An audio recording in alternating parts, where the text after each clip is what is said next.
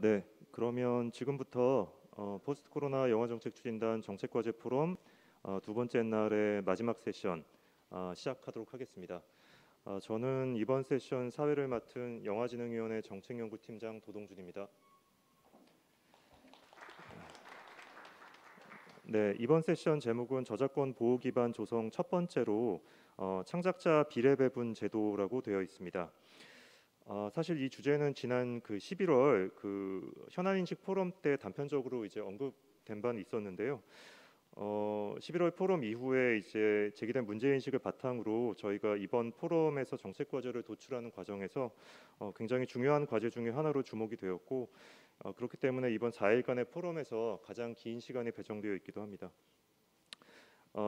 참고로 이제 오늘 두 번째 세션이었던 청년 인력 유입 부분과 마찬가지로 이 주제로 이렇게 독립된 주제로 공적인 논제로 논의되는 것은 오늘이 처음인데요. 그만큼 의의가 크다라고 하겠습니다. 잠시 후에 이제 상세하게 논의가 되겠지만 사실은 이런 제도가 이런 형태로 이제 도입이 된 거는 미국에서 도입이 된 것도 1960년입니다. 그러니까 지금 한 60년이 넘는 역사를 가지고 있는데요. 근데 사실 얘기를 들어보면 미국의 경우에도 최근까지도 관련한 다양한 논쟁과 의견 차이가 지속적으로 확인되고 있다라고 합니다. 그렇게 생각해 보면 이제 한국의 경우에도 이제 논의를 시작하게 되는 단계이기 때문에 아마 첫 술에 배부를 수는 없을 것이고 아마 상당한 기간 동안 협의가 필요할 거라고 생각이 드는데요. 어쨌든 그럼에도 불구하고 이번 코로나19를 계기로 해서 이런 자리를 통해서 진지하게 영화제 논제로 공론화된다라고 하는 사실 자체가 매우 중요하다라고 생각합니다. 그래서 오늘을 시작으로 이 주제가 영화계 전반에 걸쳐서 소개가 되고 앞으로 진지한 논의의 시발점이 되기를 희망해 보겠습니다. 그러면 이번 세션에 참석하신 분들을 소개해 드리겠습니다. 먼저 왼쪽 자리부터 쭉 소개를 해드리겠습니다. 가장 왼쪽에 최정화 한국영화프로듀서조합 대표님이십니다. 다음으로 이정세 메가박스 중앙 콘텐츠 본부장님이십니다. 다음으로 한국영화감독조합 부대표이신 이윤정 감독님이십니다. 네, 다음으로 저희 영화진흥위원회가 2018년에 발간했던 연구 보고서의 저자이신 미국 변호사이자 법학 박사이신 유진호 변호사님이십니다. 다음으로 시나리오 작가 조합의 김병인 대표님이십니다. 자, 그러면 본격적으로 시작해 보도록 하겠습니다. 오늘 발제를 맡으신 조희영 저희 추진단 수석연구원님께서 발제를 해 주시겠습니다.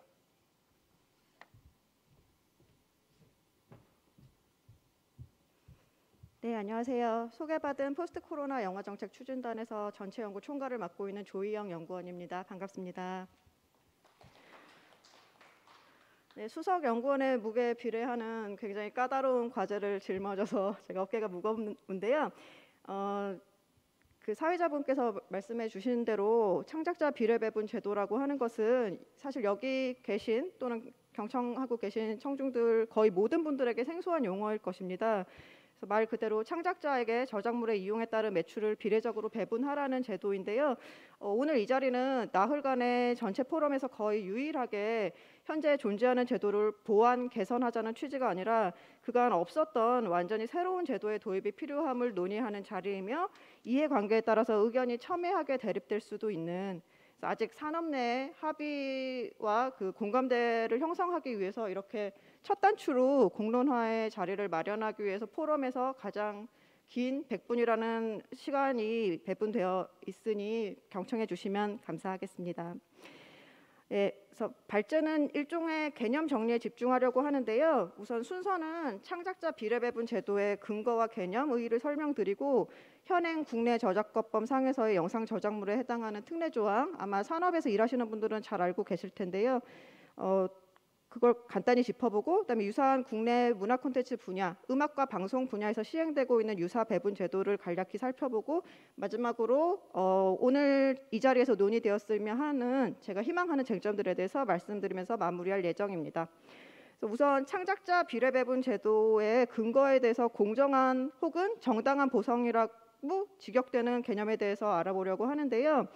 공정한, 정당한이라고 하면 이제 우리 영화 산업에서는 자동적으로 또 뭐가 불공정하다는 말인가, 뭐가 부당한가 하는 이런 피해의식 같은 생각이 수반될 수도 있는데 오늘 이 자리에서 절대 그런 말씀을 드리려고 하는 것은 아니니까 오해 없이 들어주셨으면 좋겠고요. 다만 이제 맨 첫 줄에 보이듯이 해외에서 이제 이 개념으로 정착되어 있는 표현이 fair remuneration 혹은 equitable remuneration인데 이제 fair와 equitable이 다 공정한, 정당한으로 직역이 됩니다. 그래서 그 개념을 직역한 것에 불과한 표현이고 이제 국내 영화 산업 정서에 맞게 불필요한 반감을 사전에 만들지 않기 위해서는 토착화를 위한 어떤 일종의 순화 작업이 필요해 보이는 용어이긴 합니다. 그래서 저희는 이제 약간 중립적이라 할 수 있는 비례배분 제도, 그래서 본연의 의미에 중심을 둔 용어를 채택을 했고요. 그래서 공정한 보상이라는 원칙 자체는 저작물 이용으로 발생하는 매출만큼 원 저작자들에게도 저작물을 양도한 대가로 그에 상응하는 경제적 비례 보상을 제공하라는 원칙입니다. 그래서 저작 권리 소설이든 음악이든 아니면 영상 저작물이든 간에 그 프로핏 수익이 아니라 매출에 비례해서 그 원 저작자들도 창작의 대가를 보상받을 수 있는 권리가 있다는 것을 강조하는 개념이고요. 국제 저작권 관리 단체 연맹 시색에서 특히 2018년에 그 영상 저작물의 저작자에 대한 이 공정한 보상에 대한 연구 보고서를 발행하기도 했고 최근 들어서 특히 영상 저작물의 저작자 중심으로 노력을 기울이고 있는 분야입니다. 특히 EU의 경우는 작년에 EU 디지털 단일 시장 저작권 지침이 발효되어서 올해 6월까지 각 회원국가의 국내법이 이에 맞게 수정되어야 되는데요. 여기서도 공정한 보상 청구권이 보장이 권고되고 있는 상황입니다. 하지만 불행히도 코로나 이전 기준으로 명실공히 영화 선진국이라고 인정받았던 우리나라의 경우는 2018년에 이제 오영훈 의원 대표 발의로 영비법 부분 개정을 통해서 이러한 비례배분 제도 도입을 시도한 적이 있었지만 그 노력이 이제 업계 내 합의가 좀 부족하고 이런 약간 시기상조의 개정 노력으로 인해서 불발된 후로 지금 눈에 띄는 진전이 없는 상황으로 오늘 시점까지 왔는데요. 그래서 오늘 포럼을 통해서 조금 더 개선된 논의가 있었으면 합니다. 그래서 오늘 말씀드린 비례 배분 제도 역시 그 공정한 보상 혹은 정당한 보상의 일종인데요. 그간 기회가 있을 때마다 2차 사용료, 재사용료, 부가판권 사용료 혹은 이제 영진의 연구에서는 재상영 분배금의 등 이름으로 불리웠었고요. 잘 아시는 분들은 아마 미국에서 레지듀얼이라는 용어가 동일한 개념임을 알고 계실 겁니다. 그래서 이런 이름이 붙여졌던 이유는 보통 이제 영화의 비례배분 제도를 이미 도입한 국가들의 경우 창작자들이 저작물 양도시의 양도 대가로 받는 그 대가에는 이미 영화의 1차 시장인 극장에서 발생할 매출에 관해서는 보상이 완료되었다고 보는 입장이고요. 대신 2차 시장인 부가판권의 매출에 대해서 비례 보상을 제공을 하고 있기 때문에 이러한 명칭으로 불리우고 있고요. 하지만 이제 아직 논의가 시작되어야 되는 입장에서는 좀 그냥 비례분배금이라는 좀 더 약간 범위가 넓은 용어로 칭하는 게 어떨까 해서 부가판권 사용에 국한한 용어보다는 좀 더 넓은 범위의 용어를 붙여보았습니다. 그리고 또한 공정한 보상의 권리를 법으로 명시한 일부 국가들의 경우 비례보상 청구권과 이와는 구별되는 추가보상 청구권을 구분하는 경우가 종종 있습니다.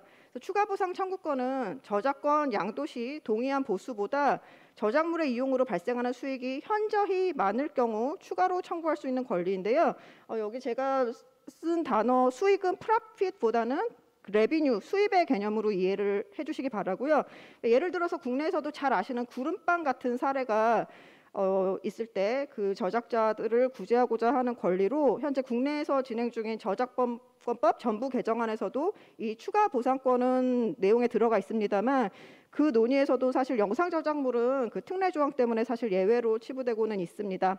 하지만 오늘 이 자리에서 논의해보고자 하는 것은 이렇게 양도시와 결과가 현저히 다를 때만 발효되는 추가 보상 청구권이 아니라 창작자가 기본적으로 2차 시장에서의 매출이나 이런 것에 대해서 비례적으로 보장받아야 할 비례보상 청구권으로서의 비례배분 제도임을 한 번 더 강조드리고 싶습니다. 그래서 지금 코로나로 이렇게 영화 산업이 전반적으로 어려운데 창작자들한테 또 추가로 뭘 더 보상해야 하나 이렇게 이제 걱정을 하실 수도 있는데요. 물론 국내 영화계에서도 흥행 성과금이라고 불리는 인센티브 제도는 매우 잘 정착되어 있고 지금 문체부 표준계약서가 점점 정착되고 있는 상황이라서 신인 작가라 해도 제작사 수익 지분의 일정 %를 배분받도록 계약을 하고는 있습니다. 하지만 이러한 제도들이 다 작품이 손익분기점을 달성한 이후에 그 순이익에 대해서 실현되는 제도라는 점에서 좀 문제가 있다고 보는데요. 감독조합에서 진행한 실태조사나 2018년 영진이 기획개발 활성화 연구의 내용에 따르면 영화 한 편의 평균 제작 기간은 보통 3년에서 4년 정도, 그리고 그 중에서도 초반 단계인 기획개발 기간은 2, 3년이 일반적입니다. 그런데 감독조합이나 작가조합 및 협회에서 최근에 진행한 자체 조사에 따르면 작품 한 편당 감독들의 평균 보수가 8천만 원이었고 이제 작가의 경우는 응답자 중 한 편당 받은 최고 보수가 8천만 원으로 드러났습니다. 그래서 그거를 이제 기획개발 기간 2, 3년으로 나누어 본다면 대부분의 창작자들의 연수입은 2천만 원 선이나 혹은 그 이하가 된다는 계산이 나옵니다. 그래서 따라서 대다수의 창작자가 본업에 충실한 것만으로는 생계를 지탱하기 힘들다는 결론에 이르게 되고요. 사실 창작자들이 영화 창작 작업에만 충실해야 더 좋은 스토리가 안정적으로 개발될 수 있을 것이고 이것이 장기적으로 봤을 때 영화 산업의 선순환에 긍정적인 역할을 할 것이다라는 결론은 모두가 내릴 수가 있는 것인데요. 그러기 위해서는 창작자들이 적극적인 노동에 투입되지 않고도 과거에 행한 행위에 대한 대가로 따박따박 연금처럼 들어오는 패시브 인컴, 우리말로는 이제 자동화 수익으로 직역을 해볼 수 있는데요.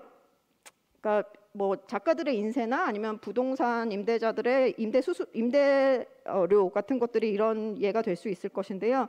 만약에 이제 뭐 오피스텔 한 채에서 월 5만 원 나온다고 해도 그게 10채, 100채 쌓이면은 월 유의미한 숫자에 이르는 것처럼 작가들도 한편은 뭐 감독이나 작가들도 한편으로 발생하는 이런 비례 배분금은 좀 의미가 없는 작은 숫자일 수도 있지만 경력이 쌓이면서 작품이 쌓이면서 이런 자동화 수익이 증가된다면 아마 훨씬 더 심적으로 안정감 있게 그 본업에 충실할 수 있을 것이라는 생각이 듭니다. 그래서 창작자들의 최소한의 그 생계를 유지할 수 있는 안전망으로서 비례배분 제도가 도입되어야 된다는 생각이 되고요. 그래서 사실 연구자 입장에서는 협상 과정에서 필요하다면 인센티브 제도의 일부를 좀 조정하는 대가를 치르더라도 전체 산업의 안정성을 위해서는 이 비례배분 제도가 그러니까 이익이 아니라 매출에 비례해서 배분받는 이 제도가 제대로 앞으로는 정착이 되는 것이 굉장히 중요하다는 생각을 하고 있습니다. 네, 국장 매출 기준으로 우리나라가 한 세계 뭐 4, 5위권에 진입한 지 몇 해가 지났는데 사실 우리보다 앞서거나 비슷한 규모의 나라는 미국, 중국, 일본, 영국, 프랑스 정도입니다. 중국도 이제 최근에 뭐 디지털 관련해서 저작권법이 개정되고 하면서 공정한 보상 규정이 이제 명시가 되고 있는데요.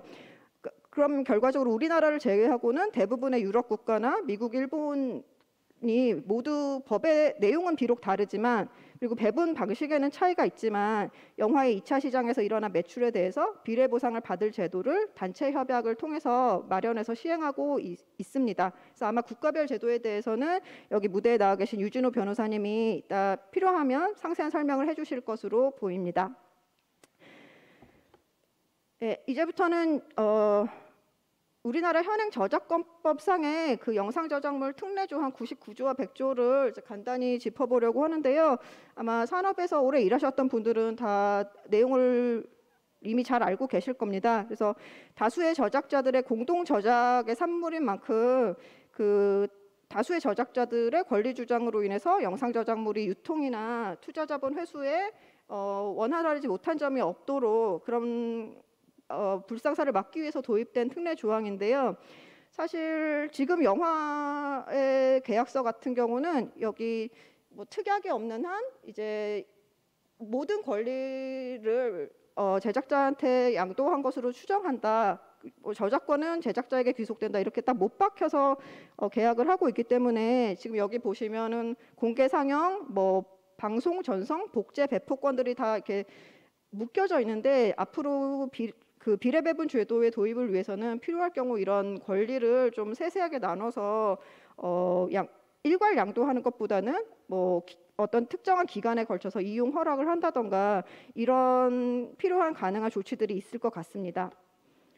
백조 역시 마찬가지고요. 네, 그다음에 마련한 슬라이드는 이제 영화와 좀 유사성이 있다고 볼 수 있는 문화 콘텐츠의 그 신탁협회를 통한 이런 비례배분 제도의 징수 사례인데요.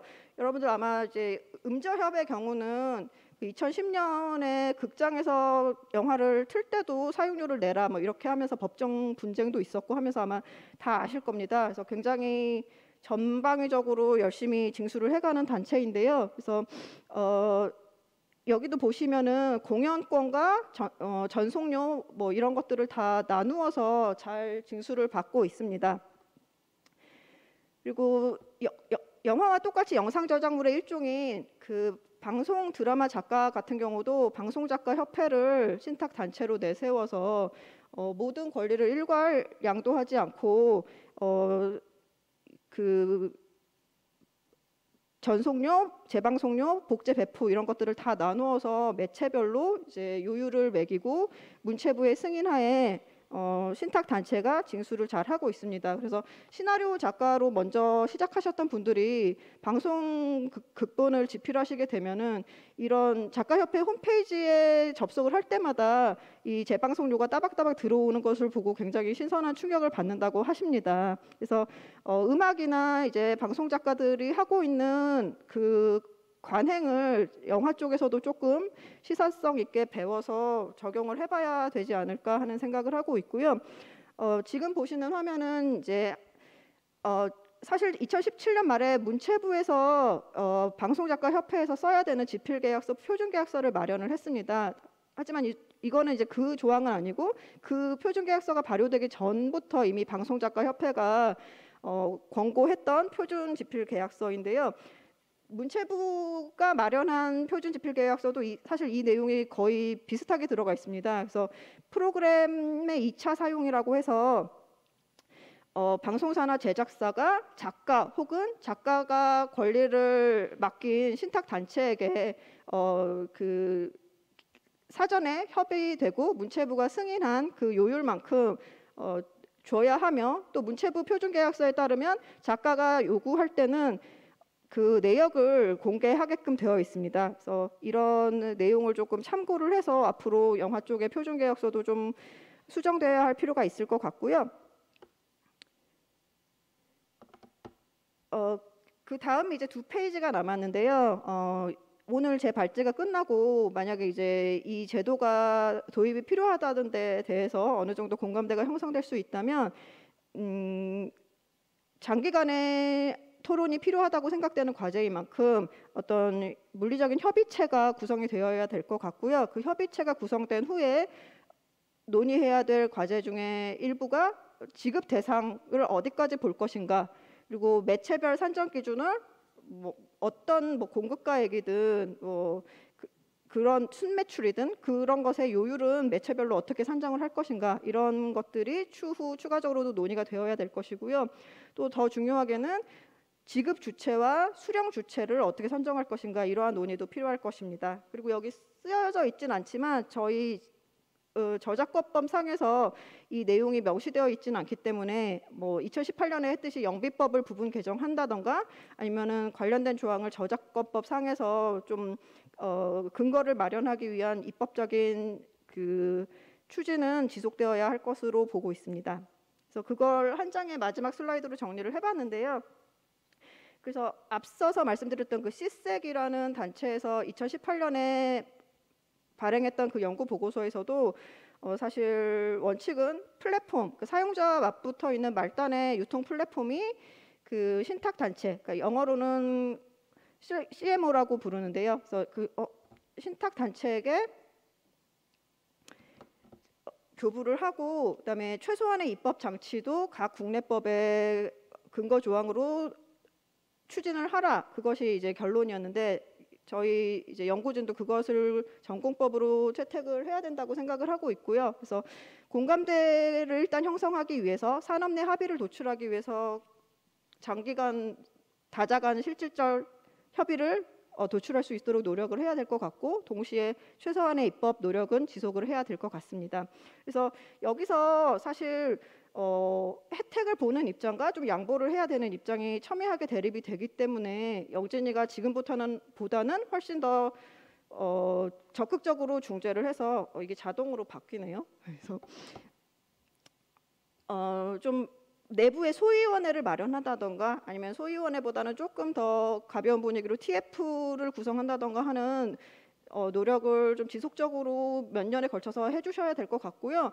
그리고 창작자 한 축 그리고 플랫폼 한 축으로 이제 얘기를 진행해 보는 것이 원칙적으로는 맞다고 생각하지만, 이 창작자와 플랫폼 간에 지금 당장은 계약 당사자들이 아니기 때문에 아마 이제 그 가치사슬 체계를 구성하고 있는 제작사와 투자사에 관련된 어떤 합의들도 다 이제 도출이 되어야 될 것 같습니다. 그래서 창작자들은 또 여러 창작자들마다 또 생각이 약간씩 다를 수 있는데, 이 협의체에 들어온 창작자들은 가급적이면은 이제 조금 연대해서 자기들 각자가 생각하는 정산 방식에 대해서 어떤 합의된 안을 마련해 볼 수 있으면 좋을 것 같고요. 또 지금 사실 시나리오 작가 협회의 경우는 2000년대 초중반에 문체부로부터 이 신탁의 업무를 수행할 수 있는 단체로 승인을 받아 놓은 상태입니다. 그래서 그 업무를 사실 수행한 적은 없지만 법적으로는 지금 하자가 없는 단체이기 때문에 그 단체를 활용하든 아니면 뭐 새롭게 대리 업체를 내세우든 해서 그런 것들에 대한 지정이 필요할 것이고요.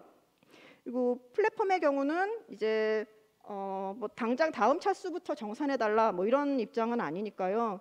이게 거의 10년지 대계라 생각을 하시고 좀 열린 마음으로 영화 산업 전체의 어떤 건강함을 위해서 조금 협의에 임해 주실 수 있으면 좋을 것 같고요. 그리고 투자사와 뭐 협의를 하고 해서 이 정산 내역 같은 걸 공유하고 이것을 어떻게 비용으로 뭐 산정할 것인가 이런 것에 대한 논의가 조금 전향적으로 이루어졌으면 하는 바람입니다. 그리고 영진이가 중재를 하면서 하나 더 신경 써야 할 부분은, 사실 이렇게 청구권이 누군가에게 귀속되기 위해서는 그 창작자들의 범위가 굉장히 중요한데요. 특히 이제 각본이나 각색 크레딧 같은 경우에 첨예한 이슈들이 많습니다. 그래서 그것에 대한 중재를 뭐 신원에서 하든 아니면 영진위에서 뭐 저작권 그 전문 그 센터 같은 것을 만들든지 간에 뭐 영등위에 등급 심의를 넣기 전에 모두가 이해관계자들이 모인 상태에서 한 번에 뭐 정리하는 어떤 공적인 프로세스를 마련하던가 해서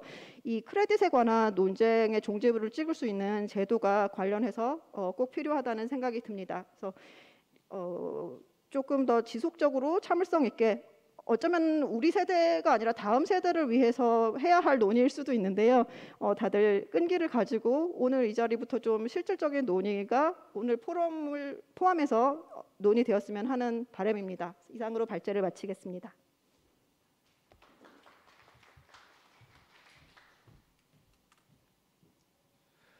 네, 말씀 감사합니다. 굉장히 복잡한 사안이었는데 아주 깔끔하게 관련되는 내용들을 잘 정리해 주신 것 같습니다. 크게 보면은 이제 그 생소한 제도이기 때문에 제도의 개념이나 취지에 대한 설명들 해주셨고요. 그 다음에 이제 방송이나 등등과 같은 타 분야의 사례들 언급해 주셨고, 마지막으로 이제 전체 구조에 대해서 짜임새 있게 보여주셨습니다.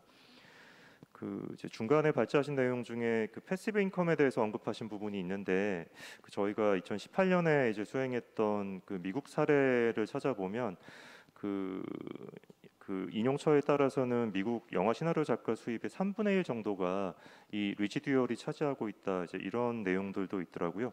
이제 그렇기 때문에 저희가 이 주제를 오늘 두 번째 영화 산업 참여자 확대 및 보호라고 하는 제목 하에 둔 이유이기도 합니다. 그러면 일단 발제 후에는 참여해주신 토론자들께서 1차적으로 순서대로 기본 입장을 발표해 주시도록 하겠습니다. 순서는 먼저 시나리오 작가 조합의 김병인 대표님부터 시작해 주시겠습니다. 네, 김병인입니다. 제가 얼마 전에 이제 친구들하고 만날 기회가 있어서 이렇게 얘기를 하다가 그 친구들이 뭐 설날이나 이럴 때 추석 때 한국 영화 이렇게 틀어주는데 그러면 작가한테는 돈이 얼마 돌아가냐 이런 질문을 하길래 받는 게 하나도 없다 했더니 굉장히 황당해하더라고요. 그래서 그 황당해하는 걸 보면서 제가 오히려 좀 더 놀랐던 게 그 친구들만이 아니고 또 다른 또 기자분, 영화계 기자분이 아닌 다른 기자분하고 얘기를 하다가 이런 얘기가 나왔는데, 작가들은 그 창작자들은 뭐 방송에서 이렇게 영화 나와도 하나도 받는 게 없어요라고 거꾸로 되게 놀라워하더라고요. 그러니까 이미 일반 인식의 수준에서는 이미 음악에서 많이 다졌기 때문이라 생각하지만 뭐 노래방에서 노래 한 번 해도 얼마씩이 다 창작자한테 돌아간다. 그건 당연한 거다라는 게 이미 소비자들 사이에서는 확고하게 자리 잡은 인식이라고 저는 생각을 합니다. 근데 이상하게도 영화에서만이 그게 이제 배제되어 있죠. 그 아까 뭐 잠깐 발제도 나왔지만은 프랑스도 유럽 연합이 전부 다 그 2019년에 저작권 디렉티브라는 걸 만들어 가지고 이제 올해 6월부터 다 각국의 법령에 작가들한테 이런 공정한 보상을 해주라라는 게 이제 저작권 법에 반영되도록 이게 되어 있습니다. 그러니까 뭐 미국은 예전부터 리지듀얼이라는 형태를 해왔고요. 그러니까 뭐 전 세계가 사실은 뭐 문명국이라고 할 수 있는 곳에서는 다 하고 있는 일인데 한국 영화계에서만 안 되고 있는, 이게 되게 생소한 개념이다라고 말하고 있는 이 현실 자체가 조금 슬프고요. 이제 물론 이제 이거를 하게 되면 한국 영화계에 또 특수한 상황이 있긴 합니다. 그러니까 한국 영화계는 다른 데랑 좀 비교해서 그 수익 지분이라는 게 되게 크게 있죠. 그게 이제 제작사한테 한 40% 정도씩 주는 게 있는데 그거는 또 독특한 그 제도이긴 합니다. 그래서 이제 투자사 쪽에서는 이제 그런 부분이 있기 때문에 뭐 더 추가적으로 뭘 더 주라라고 하는 거에 대해서 부담감을 느낄 수는 있는데 이거는 조금 다른 차원의 문제인 것 같습니다. 이제는 좀 장기적으로 봤을 때 그 한국 이제 사회 자체가 예전보다 훨씬 더 잘 살게 됐고 또 이제 코로나 때문에 더 그렇게 됐지만은 OTT나 이런 뭐 어떤 웹툰, 웹소설 이런 온라인 베이스로 즐길 수 있는 컨텐츠들이 굉장히 약진을 하면서 사실상 영화가 갖고 있는 컨텐츠에서의 입장이 예전과 같지 않다고 생각이 됩니다. 그러니까 예전엔 영화라고 하는 게 가장 누구나 우러러보는 어떤 컨텐츠였지만은 이제는 더 이상 그렇지 않다는 거죠. 그렇다면은 미래의 인력들이 이제 내가 어디 가서 일을 할까? 또 뛰어난 스토리텔러들은 뭐 그 각국마다 한정돼 있겠죠. 뭐 계속 나오진 않겠죠. 그러니까 그 친구들이 내가 어느 컨텐츠로 가서 일을 할까로 생각할 때 당연히 뭐 보수라는 게 어떤가, 내가 생활을 유지할 수 있는 건 당연히 볼 수밖에 없을 것이고, 그런 경쟁력에 있어서 영화계가 과연 다른 그 컨텐츠에 비례해서 경쟁력이 있느냐? 저는 전혀 그렇지 않다고 생각이 됩니다. 특히 작가의 입장에서는 더 그런 것 같고요. 그래서 이제 그 매출에서 일정 퍼센티지를 주는 게 이제 그게 이제 되게 핵심적인 건데, 그게 이제 투자 입장에서는 수익이 나지 않았는데 개봉을 했더니 수익이 나지 않았는데 또 얼마를 준다라는 게 되게 부담스러울 수는 분명히 있는데 제가 아는 한은 뭐 영화 같은, 예를 들어서 이제 그 영화 상영하기 전에 10분 동안 이제 광고하는 거, 그게 이제 한 4천억 정도 시장이 되는 것 같은데 거기서는 투자 배급사가 전혀 그 지분을 요구하고 있지 않죠. 그리고 IPTV나 이런 데에서도 한 수백억씩 그렇게 그 광고료가 발생하고 있는데 그런 것도 청구하고 있지 않습니다. 그러니까 그런 부분들에 대해서 투자 배급사가 매출을 놓치고 있으면서, 그러니까 창작자들한테 미래에 계속 어떤 영화를 만들어낼 수 있는 그 에셋들, 자산들이 계속 삶을 지탱할 수 있게 만들어주는 그 부분을 수익이라는 그 명목으로 줄 수 없다라고 하는 것은, 뭐 그런 노력들을 최대한 다 하고 계시면서 그럼에도 불구하고 수익이 나지 않기 때문에 힘들다라고 말하면 들어볼 수 있지만, 매출을 자체를 더 늘릴 수 있는 공간의 여지가 있음에도 불구하고 그 부분에 대한 노력보다는 오히려 이런 부분을 더 창작자에 대한 보상을 좀 더 이제 또 쉬우니까요. 사실은 이거를 주는 건 좀 무리다라고 말하는 거는 조금 영화 산업의 본질과는 맞지 않다. 영화 산업의 본질은 창작자들, 개별 창작자들이 탁월한 사람들이 들어와서 그 사람들이 이제 산업에 지탱하고 있는 기둥을 만들어주는 역할들이 상당히 크기 때문에 그런 인력들이 아주 소중한 자산들인데, 그런 소중한 자산을 어떻게 유입시키고 또 지켜가고 계속 또 키워갈 수 있을 것인가라는 거는 굉장히 좀 긴 안목을 보고 결정해야 되는 부분이라고 대승적 차원에서 결단을 해야 되는 부분이라고 생각합니다. 이상 말씀드리겠습니다. 네, 말씀 잘 들었습니다. 김병인 대표님께서 이제 소위 창작자의 관점에서 이와 같은 제도가 왜 필요한가, 왜 도입되어야 하는가에 대해서 이런저런 사례들, 근거들을 들어서 잘 설명해 주셨고요. 한국의 예를 들면 뭐 제작사 수익 지분과 같은 독특한 제도에도 불구하고 또 다른 관점으로 한번 접근해 보자라고 하는 말씀을 해주셨습니다. 그러면 다음 두 번째로는 그 한국영화감독조합의 이윤정 부대표님께서 말씀해 주시겠습니다. 안녕하세요. 이윤정입니다. 저희 한국영화감독조합은 이제 이 문제에 대해서 2019년 이후로 좀 저희 주력 사업이라고 생각하고 장기적으로 대내 캠페인과 입법 활동을 포함해서 이 공정한 보상 혹은 비례분배금 체계가 도입돼서 안정하게 자리 잡는 것을 목표로 저희 활동을 하고 있는데요. 앞서 이제 조영 연구님이 워낙 잘 설명을 해주셨지만 조금 워딩을 달리해서 이제 저희 그 저작자 창작자 입장에 서 있는 감독과 작가에게 이 체계가 왜 필요한가라는 것을 좀 다시 한번 말씀드리려고 합니다.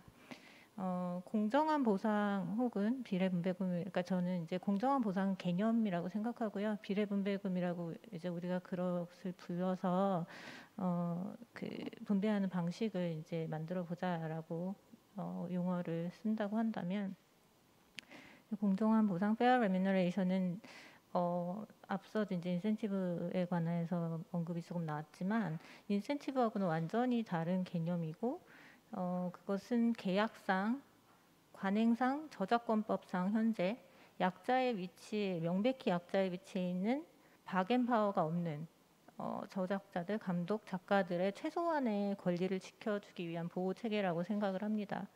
왜냐하면은 그 이제 오죽하면은 이제 특례법까지 마련을 해서 그 영상 저작물에 관하여서는 저작자들의 누가 저작자인지 모른다, 밝힐 필요도 없이 저작자들은 이용할 권리를 제작자에게 양도한다라고 추정하고 있을 정도로 그 영상물의 유통과 이용의 활성화에 대한 부분은 사실 그 작업에 참여하는 사람들도 같이 동의하는 바에 어느 정도는 대체로는 사업하시는 그 제작자, 유통사, 그 외에 뭐 수입사 그런 분들이 최대한의 사업적 자유를 누려서 최대한의 수익을 얻는 것이 좋은 일이고, 그것의 편리를 위해서 저작자들이 이용 권리를 양도를 하는데, 그 양도에 대한 대가를 저작자들이 고르거나 주장할 수 있는 방법이 완전히 처음부터 봉쇄되어 있었던 것이죠.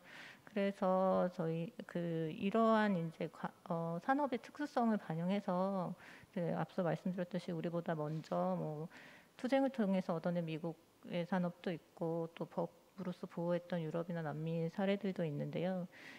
그것을 통해서 이제 저작권을 분명 원시적으로 저작자이지만 저작권을 양도하여 원활한 이용과 수익 창출을 이 되기를 계약한 사람이라면 최소한의 권리로서 가져야 하는 체계라고 생각을 합니다.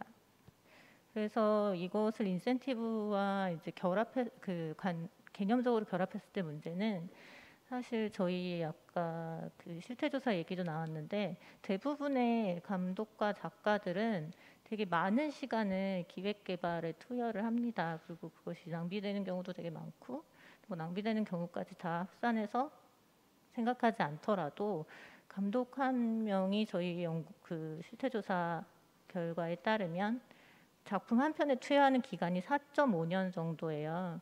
그러면은 사실 뭐 평균 연출료 8천만 원 말씀드렸지만 연출료의 부익부 빈익빈이 되게 심하기 때문에 상당한 숫자의 감독님들은 뭐 2천만 원 정도의 연봉 환산도 사실 되게 넉넉하게 쳐준 상황일 거예요. 그러니까 사실 연봉 개념이 중요한 게 아니고 상당히 안정적이지 못한 작업 환경에서 그 작업을 지속하려고 고군분투를 하고 있는 거죠, 창작자들이. 그런 환경에서 어느 정도의 지속적인 수익 형태의 다변화, 그러니까 계약을 통해서 저희가 그 메인이 되는 수입을 이어가고 그것이 경력과 연동되어 있고 이런 건 너무나 당연한데, 어떤 감독이라 하더라도 같은 비율로 내 작품이 이용되면 그와 같은 비율로 나에게 수익이 보장되는 또 다른 형태의 안정적인 수입 형태가 창작자들의 그런 그 삶의 안전 그리고 창작 생태계 이 산업의 창작자들이 어쨌든 풀뿌리로 무언가를 만들어내는 사람들이잖아요. 그분들이 지속 가능한 작업을 위해서 꼭 필요한 것이라고 생각하고요. 이거를 좀 인센티브하고는 개념적으로 전혀 다르게 바라봐야 된다고 생각을 해요. 근데 이제 후에 얘기가 나오겠지만 이것이 도입되면 뭐 인센티브 제도에 좀 영향을 주면서 이렇게 조정이 될 수는 있겠죠. 그리고 또 말씀드리고 싶은 것은 그래서 저희가 이 체계를 어떻게 도입할 것이냐에 대해서 이제 앞으로 얘기를 할 텐데 저희 입장을 간단하게만 먼저 말씀드리면 앞서 이제 다른 나라들의 사례에서 이 제도가 어떤 식으로 도입돼서 유지되고 있는가를 보자면 유럽과 남미는 이제 강력하게 법적으로 보호를 하고 있는 형태로 되어 있고 미국은 말씀하신 것처럼 단체 협상을 통해서 펼쳐지는 단체 협상의 싸움 여전히 이어지고 있고 그런 것을 통해서 도입되었고 유지되고 있는데 사실 단체 협상은 이제 산업지형의 시대적이고 지역적인 특수성이 있어야만 이제 실현 가능하고 또 안정하지도 않은 면이 있어서 저희는 입법을 통해서 이제 토대를 만들고 그런데 이제 입법을 무작정 갑자기 할 수는 없잖아요. 그 단체들이 협의를 통해서 어느 정도 그 방법론에 대한 합의를 이루고 입법적으로 어떤 그 대화의 토대를 만들어 놓는 것을 꿈꾸고 있는데요. 시색의 권고사항에 대해서도 근데 시색 권고사항은 조금 이상적이에요. 그래도 말씀은 드릴게요. 앞으로의 대화를 통해서 법에 명시된 조항이 있어야 하고 공정한 보상이라는 것이 법에 명시돼야 되는데 그것이 서비스의 수입에 비례하는 보상 아까 말씀드린 것처럼 이제 그 이용자단 플랫폼단에서의 수입에 비례하는 보상이어야 하고 이 공정한 보상을 청구할 권리가 포기할 수 없고 양도할 수 없는 권리로 법에 명시되어야 한다. 그러니까 아까 계속 말씀드린 것처럼 이 권리는 박앤파워가 없는 자들을 위한 권리이기 때문에 이것이 포기하거나 양도할 수 있는 권리로 존재하는 이상 바로 양도당할 것이다 라는 어떤 계산이 있는 것이죠. 그 다음에는 활용할 권리를 제작자에게 양도하는 대신 얻는 권리이기 때문에 그 제작자의 활용에 대해서 관여하지 않을 그것과 상관이 없는 권리, 제작자의 활용은 자유롭게 놔두는 권리라는 것을 명시하고 있고요. 그 다음에는 판권 양수인 최종 배급사, 저작물을 대중에게 제공하는 미디어 운영자가 보상지급의 책임 소지를 가져야 한다. 그리고 마지막으로 CMO, 집중관리단체가 관리한다. 왜냐하면 개인들이 이걸 받으러 다닐 수가 없기 때문에 집중관리단체가 투명하고 성실하게 활동할 수 있도록 뭐 국가가 감시를 하든 보장을 하든 그런 것들의 체계가 이루어져야 한다라고 밝히고 있습니다. 그래서 저희가 이 모든 것이 한꺼번에 이루어지면 참 좋은데 저희 입장에서 그래도 좀 작게 줄여서 생각하는 거는 입법의 어떤 형태로든 입법을 통해서 이 공정한 보상이라는 것의 정의가 법적으로 좀 보장이 돼서 이걸 갖고 뭐 단체 협상을 해서 계약서에 포함을 시키던 뭐 포기할 수 없고 양도할 수 없으면 좋은데 뭘 포기할 수 없고 양도할 수 없는지라도 좀 밝혀져 있던지 하는 식의 입법이 좀 이루어졌으면 하는 것이고요. 그런 이제 비례분배금 혹은 공정한 보상의 권리 이런 것의 그 용어의 법적 정의 위에서 단체 협약이 이루어져서 표준계약서에 도입이 돼서 이것을 제외한 권리를 양도한다라고 좀 만들어질 수 있었으면 하는 것. 그 다음에 아까 말씀드린 것처럼 명진이든 뭐 문체부든 투명하고 성실한 CMO 활동을 보장하고 감시할 수 있는 좀 정책 활동을 해주시는 것. 그 다음에 사실 추가로 이건 좀 다른 얘기인데요. 영화에 관해선 저작권에 대해서 아무도 인식이 아예 없는 것 같아요.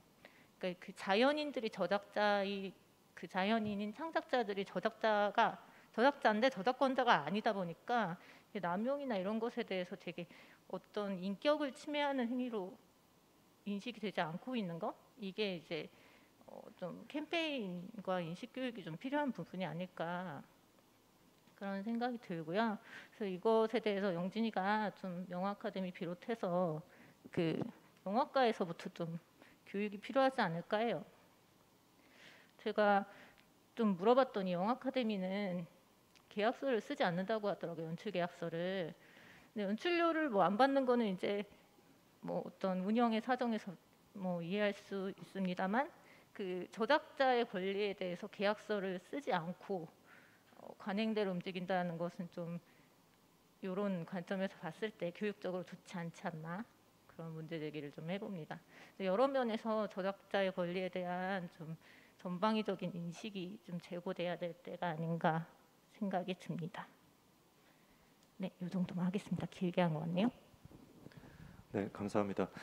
뭐 정혜진 시간보다 조금 더 길게 하시긴 하셨지만 아마 감독조합에서 그동안 하시고 싶으신 말씀이 굉장히 많으셨을 거라고 생각을 해서 계속 말씀을 잘 들었습니다. 여러 가지 제도의 도입의 필요성에 대해서 창작자 입장에서, 감독의 입장에서 이런저런 말씀들을 굉장히 설득력 있게 잘 해주신 것 같습니다. 그러면 다음은 세 번째로 최정화 PCK 대표님께서 말씀해 주시겠습니다.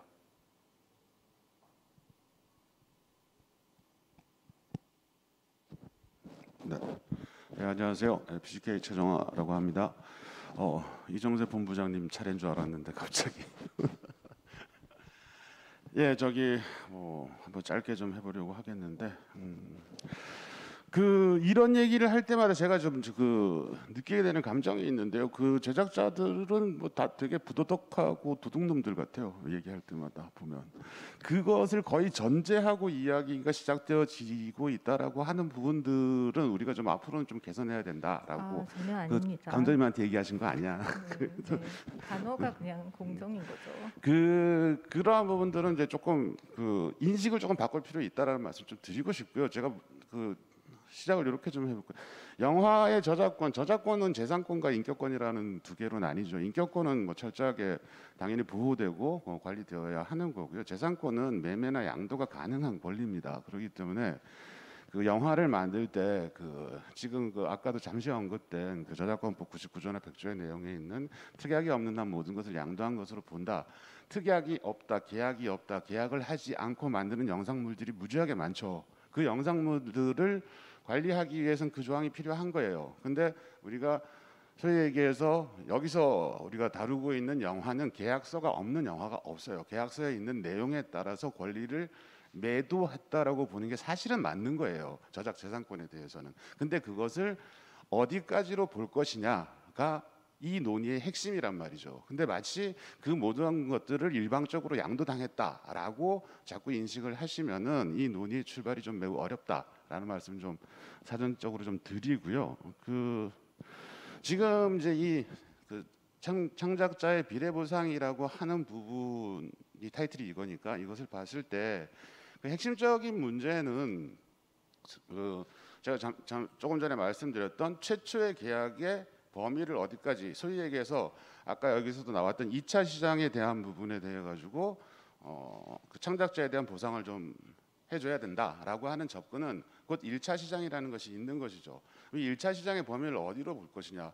과거의 전통적인 영화의 개념처럼 스크린, 극장 상영 하나로 끊어야 된다. 이 이후부터는 다 2차 시장이니까 거기에 대해서 추가 보상을 해야 된다라고 하면 영화를 만드는 산업의 이 제작 투자 사이드에서는 받을 수가 없어요. 지금 이미 극장 상영을 한정적으로 해서 영화를 만드는 투자사나 제작사는 없거든요. 이미 세상이 바뀌었는데 플랫폼들이 바뀌었고 그것을 감안해서 영화에 대한 투자가 이루어졌고 그만큼 영화의 사이즈가 커진 거죠. 근데 그것을 옛날부터 그랬으니까 극장 상영으로 끝이야. 이렇게 하면은 그것을 과연 받아들일 수 있느냐? 못 받아들인다라는 말씀 좀 드리고 싶고요. 그다음에 자 어찌됐든 간에 뭔가 합의가 돼서 자 그럼 배분을 하기로 하자. 그러면 그 배분의 주체는 어디가 되어야 되느냐? 투자 제작사, 소위 제작 사이드가 되어야 하느냐? 이 부분에 대해서 저는 좀 다른 의견을 내고 싶다라는 거고요. 플랫폼이 감당해야 된다라고 저는 좀 말씀을 드리고 싶어요. 아까 나왔던 여러 가지 사례에서도 각국의 환경이 플랫폼이 내는 식으로 변화를 해가고 있고 국내에서 하고 있는 방송 작가들 역시도 방송사에서 부담을 하죠. 우리가 가장 흔하게 예를 드는 노래방에서 노래 한 곡 할 때마다 작사 작곡가에게 돈이 나간다. 이거 역시 노래방에서 부담을 하고 있는 것이죠. 즉 이 이용자들이 내가 노래 한 곡 할 때 우리가 흔히 얘기해서 나 노래 한 곡 할 때 이 작사 작곡자한테 내 일정 부분의 돈을 내가 내고 있는 거야라고 하는 어떤 이런 자연스러운 인식이 우리가 소위 얘기해서 창작물을 이용하는 사람들의 의식의 변화를 불러일으킬 수 있는 것이고, 이것이 안정적으로 창작자들에게 소위 그렇게 많은 금액이 아니더라도 일정한 금액이 자기도 모르게 지속적으로 들어올 수 있는 구조를 만들어낼 수 있다는 거죠. 근데 이게 만일에 투자 제작 사이드에서 이것을 감당해라고 하면 이거는 수익 지분 말고는 갈 수 있는 방법이 없는 거예요. 이미 손실을 보존하지도 못하고 있는데 여기서 매출의 몇 프로를 내라고 하면 그거를 과연 어떻게 받아들일 수 있겠? 못 받겠죠. 그러면 수익 지분을 쉐어하는 걸로 가자가 되는 건데, 수익 지분 쉐어는 지금 이미 하고 있어요. 수많은 영화에서 작가와 연출자들에게는 대부분 그 퍼센테이지의 차이는 있지만 수익 지분은 나누고 있죠. 이 수익 지분은 뭐 10년, 20년까지도 유효한 걸로 현재까지 진행되어 있기 때문에 그 부분은 이미 현재도 진행이 되고 있는 것이다. 근데 지금 여기서 이야기하는 이 소위 얘기해서 창작자 비례 보상이라고 하는 이 부분은 그렇게 된다라고 하면 플랫폼에서 주체를 가져가는 게 맞다, 이런 말씀을 좀 드리고 싶고요. 여기까지 하겠습니다. 이후에 또 뭐 질문도 있고 이럴 테니까. 네, 감사합니다.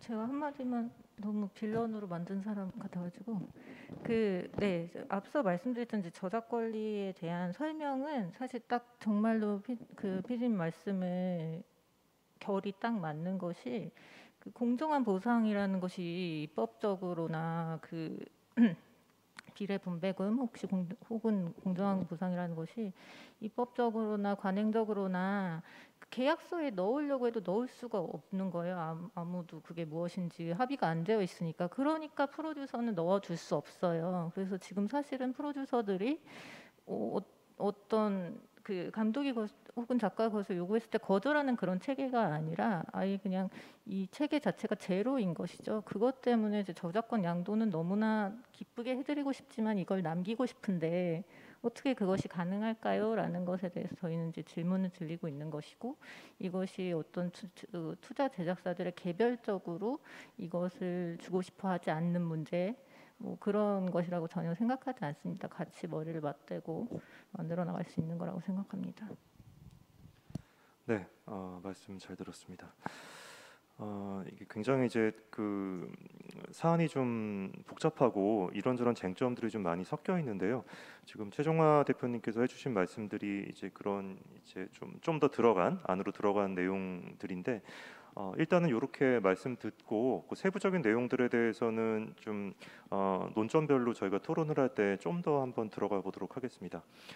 그러면 네 번째로 이정세 본부장님께 말씀 부탁드리겠습니다.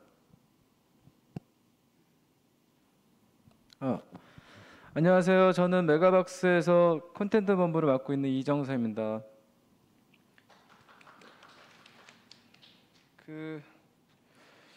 저는 이 제도가 됐으면 좋겠어요. 반대하지 않고 찬성합니다. 다만 이제 저희 쪽 투자 배급사 사이드에서의 고민점을 말씀을 드리면요. 참고로 이 얘기는 저의 개인적인 의견이고 회사나 투자 배급사의 합의된 의견은 아닙니다. 저는 이런 제도가 있어서 흥행하고 상관없이 창작자들이 좀 더 다음 것을 할 수 있는 일조를 한다는 거 취지에는 100% 동의를 하고요. 투자 배급사 사이드 또는 저의 고민점은 줄 돈이 있나 이거예요. 뭐냐면 지금 저의 계산으로는 정상적이었을 때 2020년에 개봉할 영화들의 약 50편의 평균 제작비가 104억.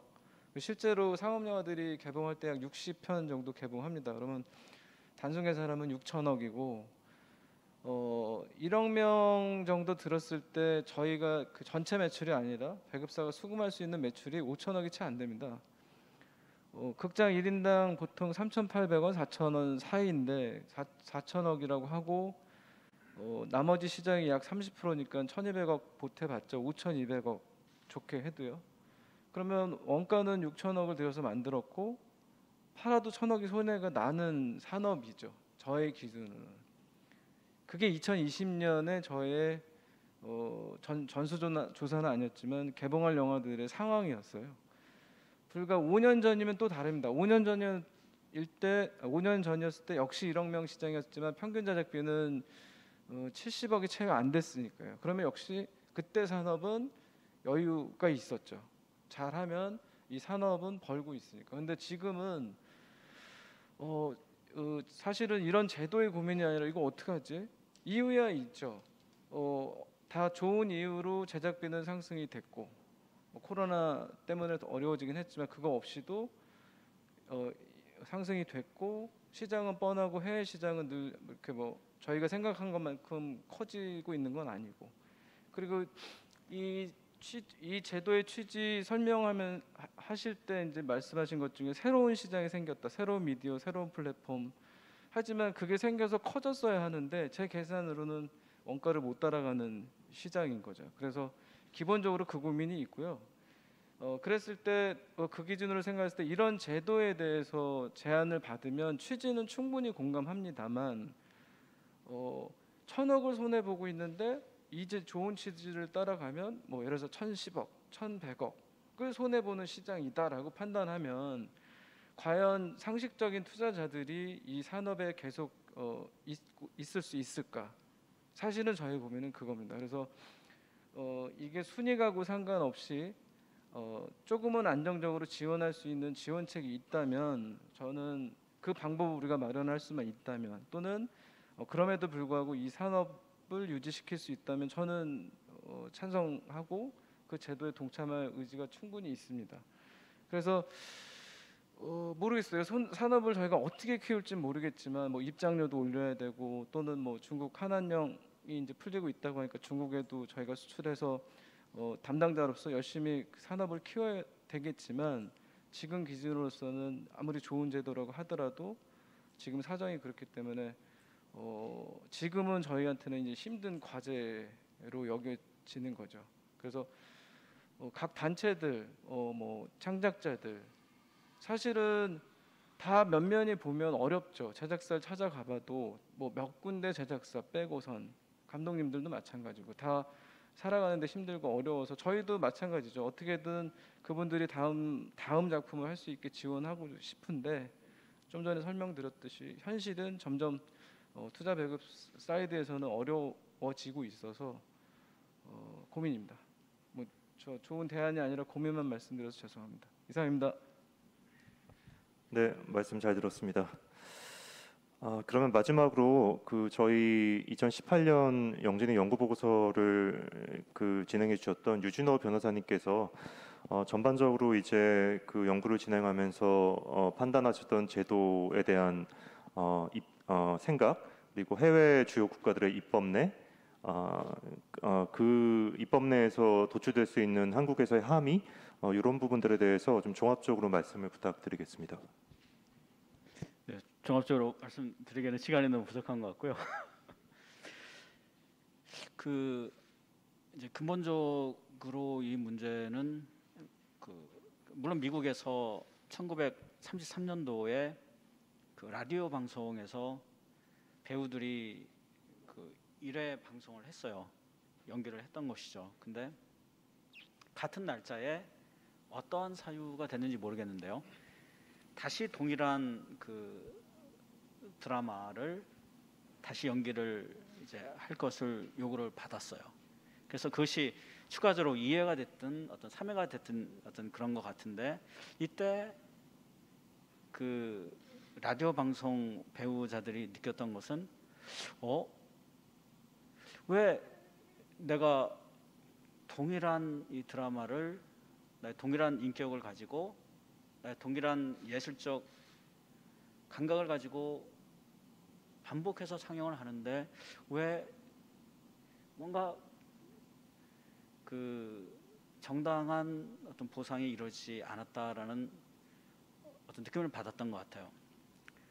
아마 이제 그때의 계약서도 아마 그 영화가 아니라 그 라디오 방송이었거든요.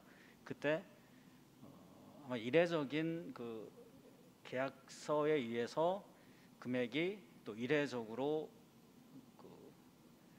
지급이 되고 재상영 또는 제 그 연기에 대한 어떤 추가적인 어떤 보상이 규정이 되지 않았거나 또는 드라마 제작자 입장에서는 동일한 것을 하는데 왜 어려울 것이 있는가라는 관점에서 아마 아주 낮은 그 이제 가액을 산정했기 때문에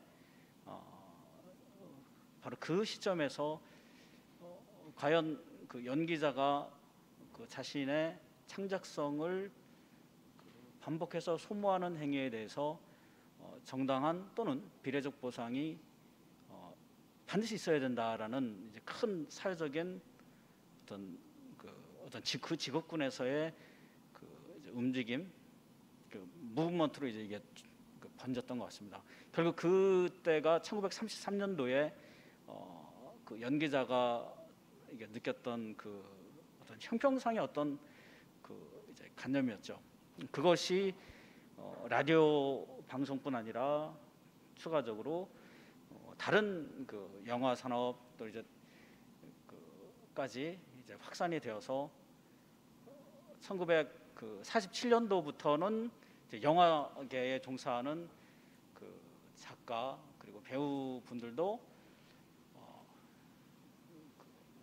영화를 위해서 내가 종사하고 만들어낸 이 작품이 다른 매체에서 재상영되거나 재이용됨으로써 제작자는 많은 이익을 얻지만 나는 왜 더 이상 추가적인 어떤 그 보호를 받지 못하지 하는 그런 그 형평의 어떤 느낌 때문에 1947년도부터 미국도 본격적으로 영화 산업에서의 노조와 그 제작자 간의 그 파업이 또 분쟁이 시작되었습니다. 그래서 47년도부터 정확하게 13년이 지나고 나서야 비로소 1960년에 그 영화 산업에 있어서 그 비례 배분 제도가 인정이 되기 시작했습니다. 근데 이제 문제는 뭐냐면 이 제작자의 관점에서는 정해진 예산의 어떤 한계 내에서 그 흥행 가능한 작품을 만들어내야 되는데 그런데 그 제작자의 관점에서는 분명히 영화관 시장만을 그 매출액의 그 소스로 생각하지 않을 겁니다. 그러니까 2차, 3차까지 그 시장에서 그 재이용되거나 재사용됨으로써 나오는 그 매출액이 그 궁극적으로 브레이크 이븐을 만들 수 있다는 그런 감정을 가질 터인데 그러나 이 그 미국의 초창기부터 시작된 재상영 이 비례 지급 제도가 그 매출액을 기준으로 했다는 점에서 그 첫 단추가 상당히 그 이제 어려웠던 것 같습니다. 그래서 이 영화가 TV라든가 또는 케이블에서 방송될 때 거기서 거두어 들이는 제작자의 매출액에 예를 들어서 작가나 감독과 같은 경우는 매출액 총액의 1.2%를 무조건 떼어서 그 창작자들에게 나눠주도록 하고 그리고 감독과 같은 경우는 배우와 같은 경우는 3.6배를 거둬들이게 하고 그리고 뮤지션 같은 경우는 1%를 떼어서 창작자들에게 나눠주는 그 제도가 정착되게 됩니다. 근데 몇 년 전에 할리우드에서 실질적으로 제작자 측과 노동조합 측 사이에서 그 분쟁의 그 소송을 수십 년에 걸쳐서 했던 그쪽 이제 변호사들이 쓴 글을 보면 거기에는 지금 하나의 엄청난 그 텐션이 존재하는 겁니다. 이 긴장감이 노조 측과 제작자 측에서 이 매출액을 기준으로 하다 보니까 갈수록 미국의 프로듀서들의 관점에서는 수익률이 악화될 수밖에 없고 매년마다 5개의 노조, 이제 배우 조합, 그 작가 조합, 감독 조합, 또 이제 스텝 조합, 그리고 뮤지션 조합 5개의 조합과 일일이 협상을 하고 이게 3년마다 간격이거든요. 단체 협상이. 그러니까 이것은 법이 강제하지 않지만 당사자의 그 시장에서의 합의에 맡겨져 있는 제도이지만, 그러나 항상 3년마다 이 폭탄을 어떻게 해결할 것인가에 관한 그 문제가 언제 폭발할지 모르는 그런 그 어려움 상황에 처한 겁니다. 그래서 제작자 측은 제가 기억하기에 2007년도부터 도저히 안 된다. 도저히 재무구조가 도저히 서지 않는다. 그러니까 우리가 순익을 기준으로 배분을 하겠습니다. 라는 제안을 노조랑 노동조합 측과 계속해서 협상을 시작하게 됩니다. 지금 이제 13년이 흘러게 된 것이죠. 그러나 아직까지는 그 순익을 기반으로 한 이 비례배분 제도는 받아들여지지 않았고요. 근데 외국의 사례를 살펴보았는데, 외국의 사례에서도 순익 기준은 이제 독일이나 영국이나 일본의 경우에서도 일단은 받아들여지지 않은 것으로 일단은 나오고 있습니다. 근데 여기서 한 가지 고민이 되는 부분이 1930년도, 40년도, 50년도부터 지금까지 이럴 때, 물론 미국은 1960년대랑 1980년도에 엄청난 이제 영화계 쪽에 파업이 있었고요. 지난한 예로는 1988년도에는 미국 작가 조합이죠. 거기서 한 22주 연속해서 파업이 이루어졌습니다. 이 비례배분 제도 때문에요.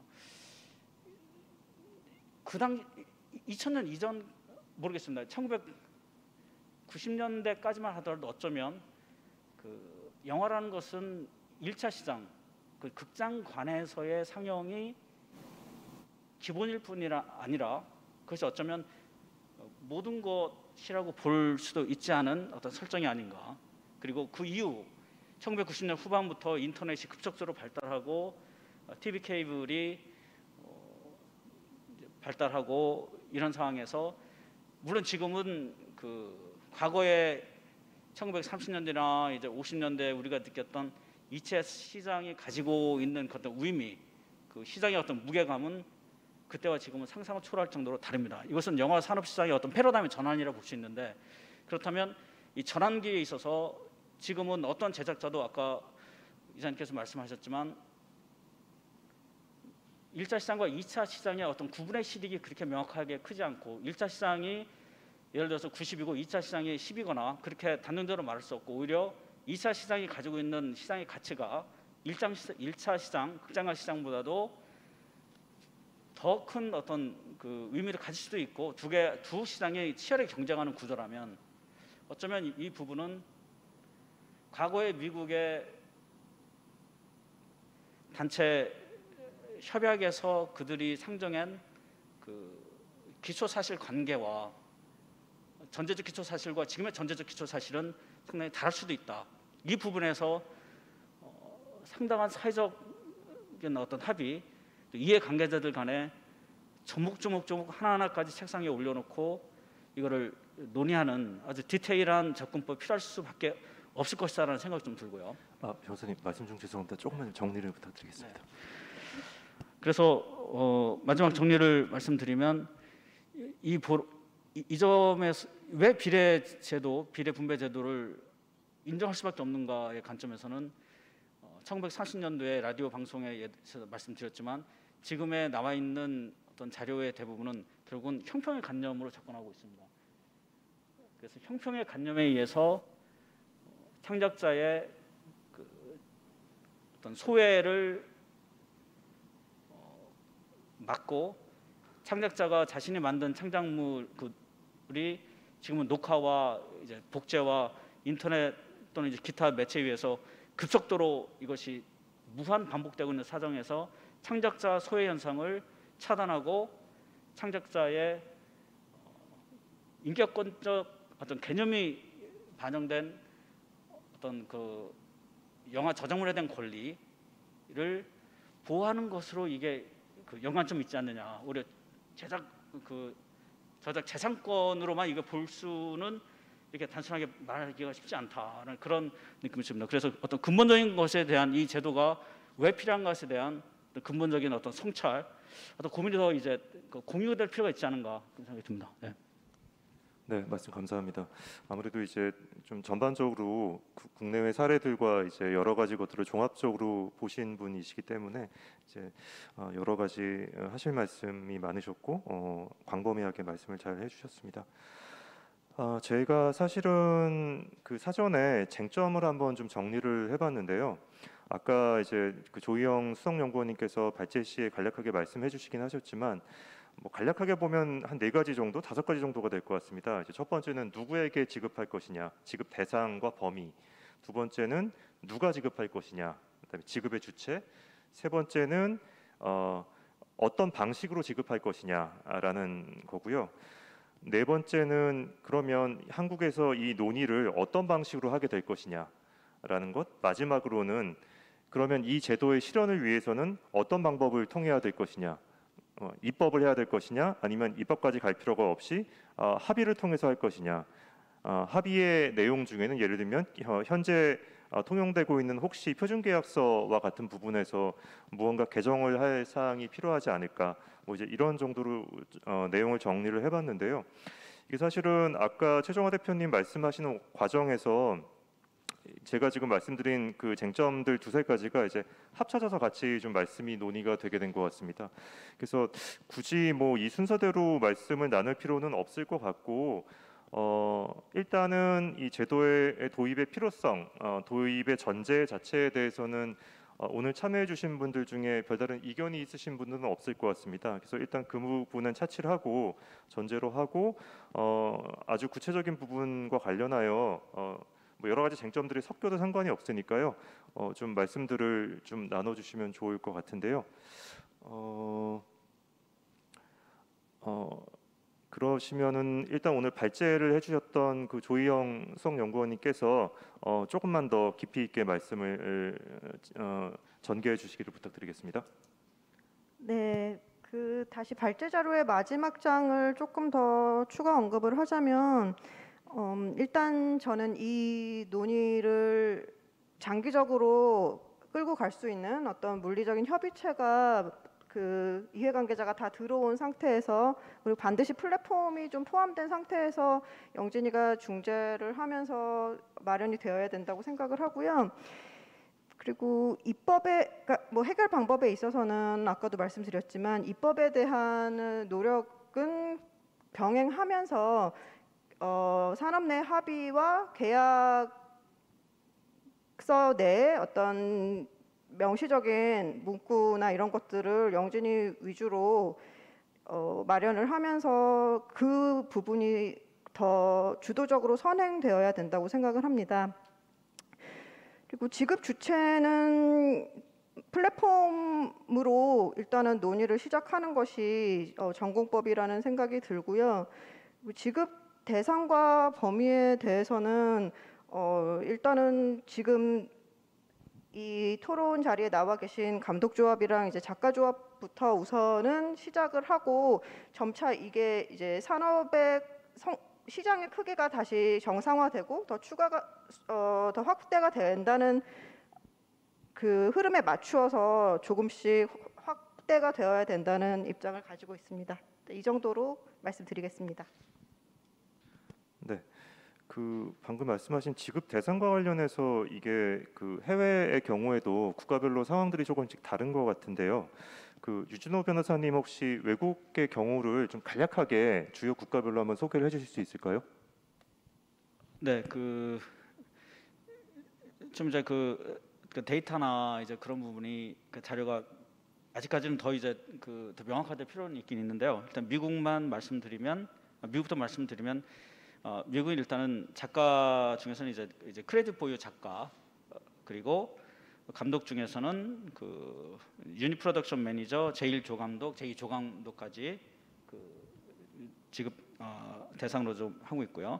그 배우 중에서는 이제 주 연기자랑 스턴트맨 하지만 촬영분이 그 마지막 최종 완성본에 무조건 들어가야 됩니다. 그렇지 않으면 아무리 사전에 촬영을 했다 할지라도 그 지급 대상에서 제외가 되고요. 그리고 그 엑스트라는 그 포함이 되지 안 되고 있습니다. 그리고 그 뮤지션 중에서는 자신의 음악이 작품에 직접적으로 사용된 자로 그렇게 한정을 하고 있고요. 아마 이제 70년 동안 발전된 제도에서는 이렇게 좀 저기가 됐고 이제 대상자마다 그 지급 비율, 비례 배분 비율은 다 다릅니다. 그 일본과 같은 경우는 아직은 그 감독만 좀 인정이 되는 것 같아요. 네. 그래서 감독협회가 주도적으로 근데 이제 그 지급액은 또 미국하고는 다릅니다. 이제 고정액 중심으로.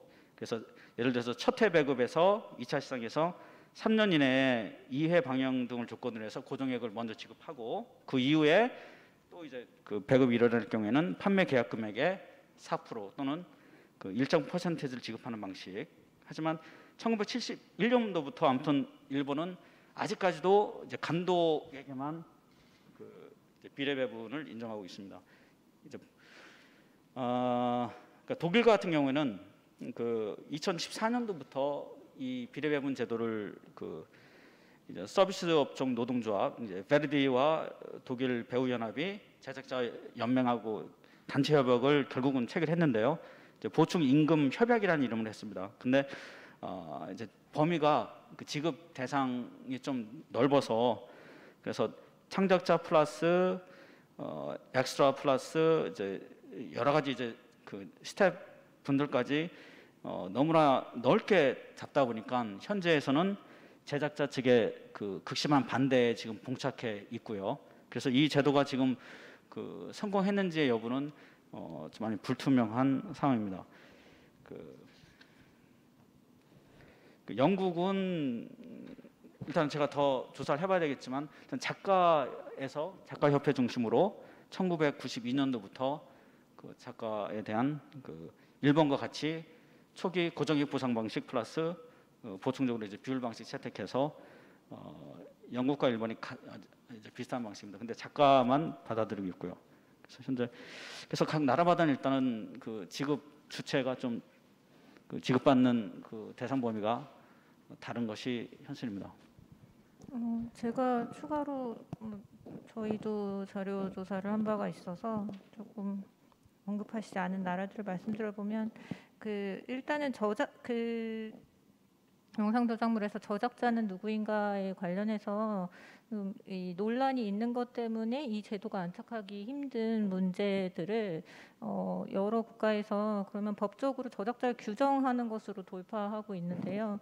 그 지점을 한번 살펴보면 유럽에서는 어쨌든 저작자는 그 자연인이어야 한다라는 원칙에 의해서 유럽 각국이 좀 다른 정의를 내리고는 있지만 아까 그 김병인 대표님 말씀하신 작년에 유럽 의뢰 입법 지침에 따라서 감독을 포함한 복수의 사람들로 규정하라 각국이 라는 지침을 내렸어요. 그래서 현재 지금 각국법을 살펴보면 저작자는 프랑스는 작가와 감독과 음악 감독, 그리스는 감독, 영국은 감독과 프로듀서. 영국의 경우는 프로듀서만 이제 저작자인 것으로 되어 있다가 이 권고에 의해서 감독과 프로듀서로 되었는데 아마 그 아까 작가에 대한 그 보상은 또 저작자 규정과 또 별도로 저작자가 아니어도 인접권자도 동일하게 공정한 보상의 개념에서 이제 또 그 분배를 받을 수 있는 또 영역이 있기 때문에 그렇게 해서 분배되는 것으로 알고 있고 아르헨티나 등 남미에서는 이제 감독과 작가 혹은 감독과 작가와 음악 작곡자 뭐 이런 식으로 일단은 저작자를 규정하면서 그 다음에 저작 인접권자들의 이제 그 권리 주장이 있을 경우에 또 그것을 보상을 넓혀나가는 방향으로 하고 있는 것으로 알고 있습니다. 저도 잠깐 좀 말씀 좀 드릴게요.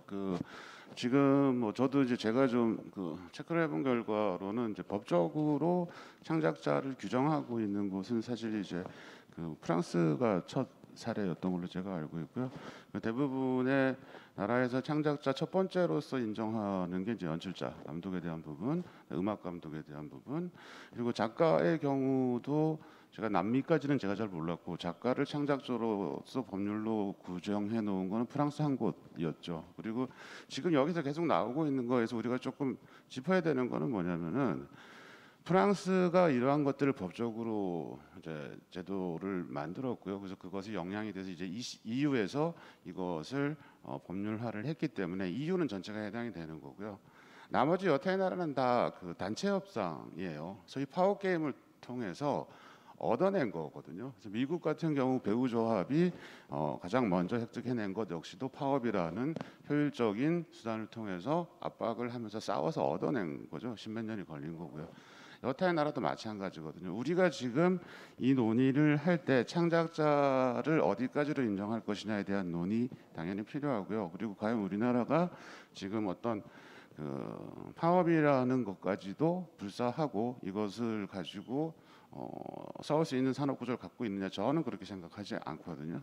다시 처음으로 돌아가면 지금 여기에 계신 분들이 일정 동의하는 것은 지급 주체가 플랫폼이어야 한다라고 하는 부분에 일정 정도 현 시점에서 동의를 하고 있다라고 저는 봅니다. 그렇다라고 하면 플랫폼이 소위 이 지금 현행에서 많은 창작과 관련된 부분들에 대해서 플랫폼이 지급을 하고 있거든요. 즉 이용자가 낸다라는 개념이 정립이 되는 거죠. 지금까지는 그런 개념이 없었어요. 세상이 바뀌었기 때문에 저는 그 개념을 이제 더 구체화시켜야 되고 그걸 더 정립시켜야 된다라고 보는 것이고요. 이용자가 낸다면 그 이용을 어디서 했냐? 플랫폼에서 하는 거잖아요. 그러면 이용자를 통해서 발생한 수익에서 플랫폼이 일정 부분을 내놓는 거죠. 그것이 당연히 필요한 것이고 이 부분은 당연하게 입법으로서 어떤 마무리가 되어질 사안이다라고 저는 보는 거고요. 미국 사례 아까 말씀하시면서 미국 사례에서 가장 대표적인 말이 그거잖아요.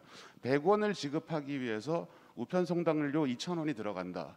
이게 지금 미국의 이 소위 비례배분과 유사한 이 부분이 갖고 있는 문제점 중에 하나거든요. 지금 우리나라에서 그거 역시도 해결하기 위한 그게 이제 징수를 어떻게 할 것이냐에 대한 문제로 넘어가겠지만 그 외국 사례는 저희가 충분히 알고 있는 부분이고 많이 고민들을 했기 때문에 그래서 이제 외국 사례는 이 정도 선에서 마치고 우리가 집중해야 되는 것은 플랫폼으로 간다면 소위 이용자 부담 원칙이라고 하는 부분을 우리가 어떻게 합의하고 접근해 갈 것이냐를 논의하는 것이 저는 맞다고 본다라는 거죠. 시간도 얼마 안 남았는데. 네, 말씀 잘 들었습니다. 아까 이윤정 감독님이 말씀하신 그 저작자의 규정 그 정의와 관련하여 참고로 그 2018년에 발의됐다가 이제 임기 만료로 폐기됐던 오영훈 의원님 그 대표 발의한 영비법 개정안이 있었는데요. 거기서 이제 그 조문에 보면은 영화 저작자에게 공정한 보상을 하도록 해야 한다라고 되어 있는데 이 문제는 지금 현행 저작권법상 영상 저작물의 저작자에 대한 정의 규정이 따로 없거든요. 사실은 폐기가 되긴 했지만 만약에 그게 통과가 되었다 하더라도 실제로 구현되거나 어떤 법적 작동에 이제 근거 조문으로 이제 작동이 되기에는 한계가 있었다는 점이 있다는 점을 다시 한번 참고로 말씀을 드리겠습니다. 그러면 지금 최종화 대표님 말씀하셨던 이제 플랫폼과 관련된 그 부분이 결국 오늘 논의의 핵심 그리고 앞으로 저희가 협의체를 구성해서 만약에 논의를 하게 된다면 그 핵심적인 내용이 될 텐데요. 혹시 그와 관련하여 좀 말씀을 좀 더 이어서 해주시면 좋을 것 같은데 이정세 본부장님 혹시 관련하여 말씀 좀 해주실 수 있을까요? 네, 그쵸. 저 플랫폼에서 낼 수 있다면 좋긴 할 텐데 그것도 지금 영화 발전 기금하고 다 비슷한 것 같습니다. 전체 그 이용자가 낸다고는 하지만 이용자가 낸 거기서 극장, 이용자 극장, 투자 배급사 또는 참여한 사람들이 다 동참해서 그거를 지불하는 형식인 거잖아요. 플랫폼도 전 마찬가지라고 생각이 되거든요. 플랫폼 사업자 거기에 제공한 투자 배급사나 제작 그 콘텐츠를 제공한 사람, 그걸 이용한 사람들의 공통으로 분담을 하는 거라서 사실은 플랫폼에서 내는 거지만 역시 그것도 전체 매출과 관련이 있는 부분이라서 아까 초두에 설명드리는 입장에서는 썩 좋지는 않습니다. 하지만 지금 이게 좋은 취지고 가야죠. 한다면 방편적으로 그렇게 시작을 하는 게 현실적인 대안이라고는 생각을 합니다. 저는 이제 플랫폼 얘기를 계속하면서 이제 협의체 뭐 당장 들어와라 뭐 이런 그렇게 해서 이제 다 같이 머리를 맞대면 될 것처럼 얘기를 하는데, 저는 그 이전에 영화계 내 선행적으로 협의가 먼저 이루어져야 된다고 생각하거든요. 플랫폼은 현재 영화계가라고 부를 수 있는 그 지속적으로 영화 사업을 하려고 하는 사람들 혹은 사업자들이라고 보기 힘들고, 어떤 개념인 거죠. 이용자 단이라는 것에 대해서. 그렇다면 저는 선행돼야 되는 것은 입법 연구라고 생각을 해요. 근데 입법이 모든 것을 규정할 수 없기 때문에 입법 연구와 함께 영화계 내에서 단체 협상을 통해서 입법이 이런 식으로 이루어진다면 단체들은 입법 이후에 이뤄질 갈등을 어떻게 조율할 것인가에 대한 협상을 하고, 그 어느 단에서 대표 플랫폼이라고 할 수 있는 어떤 그 주체들과 대화를 나눠야지. 사실 지금 플랫폼의 형태 너무 빨리 바뀌고 있고, 막 그 영화계에 대한 어떤 책임 의식이라든지 그 영상 사업을 계속하겠다라는 의지랄지 이런 것들도 명확히 하기 힘든 상황에서 그냥 영진이가 중재를 하겠다라는 관점을 가지고 다 모였는데 잘 안 됐어, 우린 할 일을 다 했다, 이런 식으로 진행되는 것은 사실 그냥 참여하는 사람도 굉장히 지치게 할 뿐이고, 이 일을 오히려 퇴보시킬 수도 있는 거라고 생각하거든요. 그래서 저는 영진이가 좀 명확한 입장을 가지고 이것이 창작자 보호 산업이라는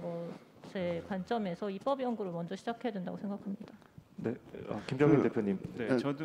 저도 그 입법을 목표로 가야 된다는 거에 전적으로 동의하고요. 이게 협의를 통해서 될 부분은 전혀 아니라고 생각합니다. 그래서 그 저작권법이 되던 영비법이 됐던 그 반드시 법을 통해서 그러니까 문체부에서 저작권 신탁 단체를 지정해서 이제 그 단체가 권한을 가지고 이제 그런 플랫폼들하고 법적 권한을 가진 상태에서 협상을 해서 거기서 이제 저작권위원회가 나중에 또 개입을 해가지고 그 요율을 정하게 되거든요. 그러니까 일단은 법이 그걸 징수할 수 있는 법적 근거를 만들어 주기만 하면 그 다음에는 문체부에서 저작권 신탁 단체를 지정을 해주고, 그러면 그 다음에는 이제 플랫폼들하고 논의를 할 수 있기 때문에 뭐 그런 방식으로 가는 것밖에는 방법이 없지 않을까. 뭐 자율적으로 선의를 가지고 알아서 뭐 잘 얘기해보자 이렇게 해가지고는 얘기가 안 될 거라고 생각이 되고요. 그리고 뭐 아까 이제 미국 변호사님께서 유 변호사님께서는 이렇게 이제 매출, 뭐 순이익 이런 개념들을 말씀해 주셨지만 사실은 이제 프랑스나 유럽 쪽 개념에서는 그렇지는 않은 것 같아요. 그거는 이제 사실 영미법적 개념에서는 그 산업 쪽 입장을 더 많이 고려하는 입장이기 때문에 그런 이제 산업에서의 뭐 수익 같은 거를 이제 걱정을 하는데, 사실 그럼에도 불구하고 헐리우드이 뭐 40년, 뭐 50년, 60년, 70년 하면서 계속 뭐 전 세계를 뻗어나간 걸 생각해 보면 사실은 이제 그 업자들이 하는 이야기는 좀 엄살이라고 볼 수 있죠. 그 창작자들한테 그렇게 그 정확한 정당한 보상을 하면서 그 얼마나 헐리우드이 더 세계로 뻗어나갔습니까? 그러니까 그러니까 우리나라 같은 경우는 법 체계에서는 사실 이제 프랑스나 유럽 쪽을 더 참고하는 게 맞다고 생각이 되고, 그 프랑스 같은 경우는 아예 이제 저작권 법에 매출에서 몇 % 주도록 규정이 되어 있고, 그리고 실제로 이제 한 90년도인가 그때 이제 그 제작자 쪽에서 소송을 걸어가지고 왜 꼭 매출에서 줘야 되냐, 우리 순이익에서 주면 안 되냐라고 소송까지 걸었는데 결국은 이제 패소를 해서 매출에서 줘라, 매출 주는 게 맞다라고 해서 이제 결론이 이제 나버렸던 케이스입니다. 그래서 우리나라도 그런 식으로 법에 이렇게 매출에서 일정 퍼센티지를 주도록 하는 그런 입법이 필요하다고 생각되고, 그다음에 주체에서 이제 영상 저작물의 주체를 누구를 보느냐라는 거는 뭐 각 국가마다 조금씩 이제 다르긴 한데, 그냥 전반적으로 그냥 다 교집합을 챙겨 보면 크게는 PD, 감독, 프로듀서, 감독, 작가 이렇게 세 직군으로 추려지는 것 같아요. 이제 음악이라는 거는 이제 그 영상과 분리해가지고 또 따로 존재할 수 있는 거기 때문에 당연히 그건 또 따로 이제 음악에 대한 저작권자가 되는 거고, 영상에 대한 저작권자는 이제 제작자, 감독, 작가 이렇게 세 직군으로 보통 교집합이 모아지는데, 뭐 우리나라 같은 경우는 이제 제작자 같은 경우는 수익 지분이라는 걸 많이 갖고 있기 때문에 사실은 그 세계에서 유래를 찾아보기 어려울 정도로 많이 갖고 있기 때문에 제작자 나도 저 비례 보상을 주세요라고 말하기가 쉽진 않을 거라고 생각이 되고, 이제 그렇기 때문에 이제 우리나라 같은 경우는 작가, 감독, 쪽을 이제 이 오디오 비주얼의 저자, 영상 저작물의 저자로 규정을 해서 법 개정이 이루어지는 것이 일단 필요하지 않을까 이렇게 생각합니다. 네. 그 최정호 대표님 짧게 부탁드립니다. 뭐 짧게 말씀드릴게요. 이게 논의가 플랫폼이 주체가 되어야 된다라고 논의를 해서는 진전이 없다라고 생각하고요. 플랫폼에서 당연히 반대하겠죠. 영진회에서 회의하자 그러면 플랫폼에서 무시하면 그만이죠.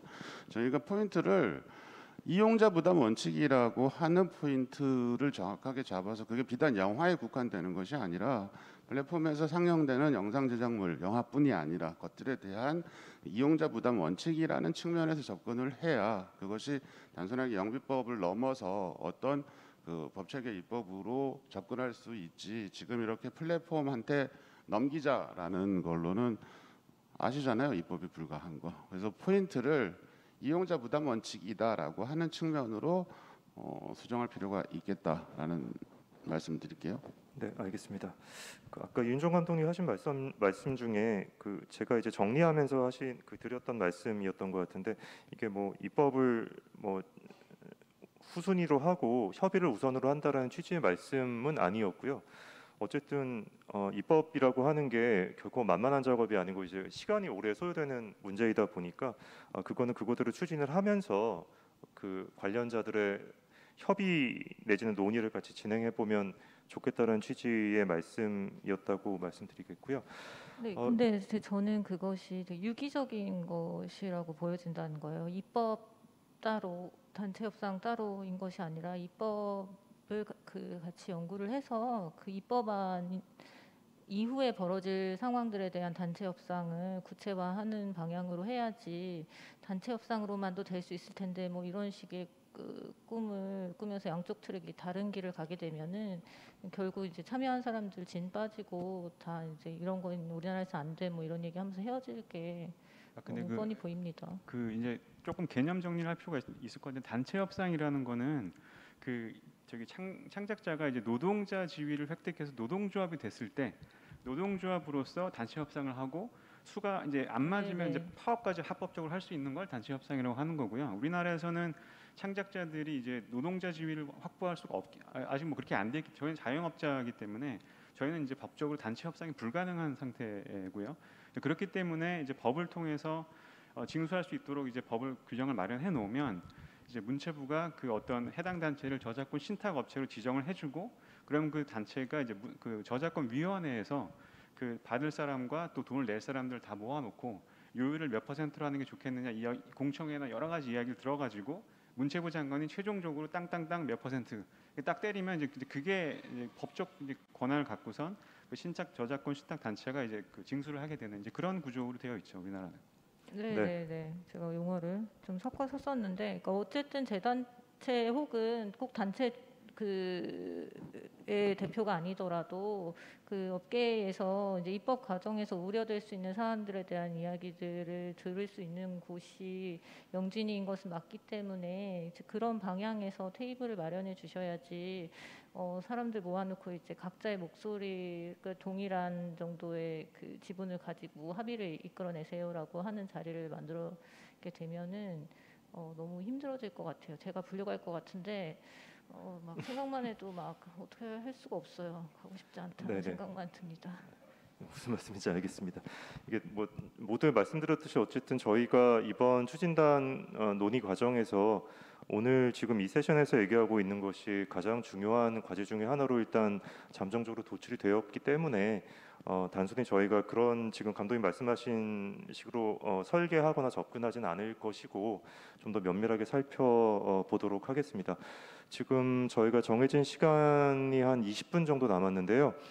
그러면 플로어와 지금 줌 이벤터스로 온라인상에서 참여하고 계신 분들의 의견도 같이 한번 받아보도록 하겠습니다. 먼저 플로어에 계신 분들 혹시 말씀하실 분 계시면 김현수 본부장님 마이크 좀 전달 부탁드리겠습니다. 네, 말씀 잘 들었습니다. 저 이제 최소한의 입법이 필요하다라고 현실적인 상황에서 그렇게 말씀하셨는데, 제가 추정하기엔 그 최소한의 입법은 제가 추정하기로는 뭐 이름을 어떻게 부르건 간에 비례보상권이라는 것이 존재하고, 그것은 포기하거나 양도될 수 없다라는 조항이 들어가는 것 같은데요, 맞습니까? 예, 포기할 수 없고 양도할 수 없는 것이 가장 이상적입니다. 근데 네. 그러니까 어쨌든 그 가장 중요한 것은 그것의 정의가 이루어지는 것이죠, 입법에서. 그 그것이 최근에 누구에게 있고. 네. 네. 최근에 이제 문체부에서 창작자 구름빵 사례로 아까 발제하신 조희영 연구원께서도 이제 추가 보상 청구권이란 것을 저작권법에 넣으면서 이제 비례 보상이랑은 상당히 다른 거라고 하던데요. 근데 그걸 하면서도 영상 저작물에 대해서는 적용을 하지 않는다라고 했습니다. 근데 전반적으로 이 이름을 뭐라고 부르건 간에 비례 보상이란 것에 대해서 제작자나 투자자도 취지는 동의하신다고 하셨는데, 만약에 그 추가 보상 청구권이란 것을 법에 넣고 이것은 양도되거나 포기할 수 없다라는 것을 지금 저작권법 전부 개정안에서 넣듯이 비례 보상에 대한 권리를 그렇게 비슷하게 저작권법에 넣는다고 하면 제작자분이나 아니면은 투자 배급하시는 분들 영역에서는 이 법 이렇게 하는 걸 이렇게 좀 동의하실까, 이게 좀 궁금해집니다. 두 분의 의견을 좀 듣고 싶습니다.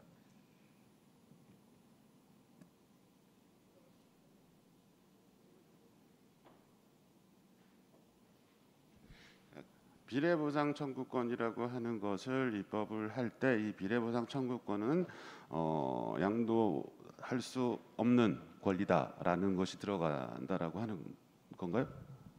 이상적인 건 그러한데 저희 주장은 예를 들어 그 양도한 것을 추정한다 혹은 양도하는 경우 그 비례 보상 청구의 권리는 그러지 아니한다라고 하여 뭐 그것을 이제 더 논의를 해봐야겠지만 법적으로 그 비례 보상 청구권에 관련해서는 저작권 양도의 대가로 절대로 줄 수 없는 것으로 하든, 그것을 정의만 남겨놓고 계약서에 넣으면 그것이 작동하게 하든, 저희 지금 현재 상태는 그 최소한의 그 정의조차 없기 때문에 주장할 수 없는 권리거든요.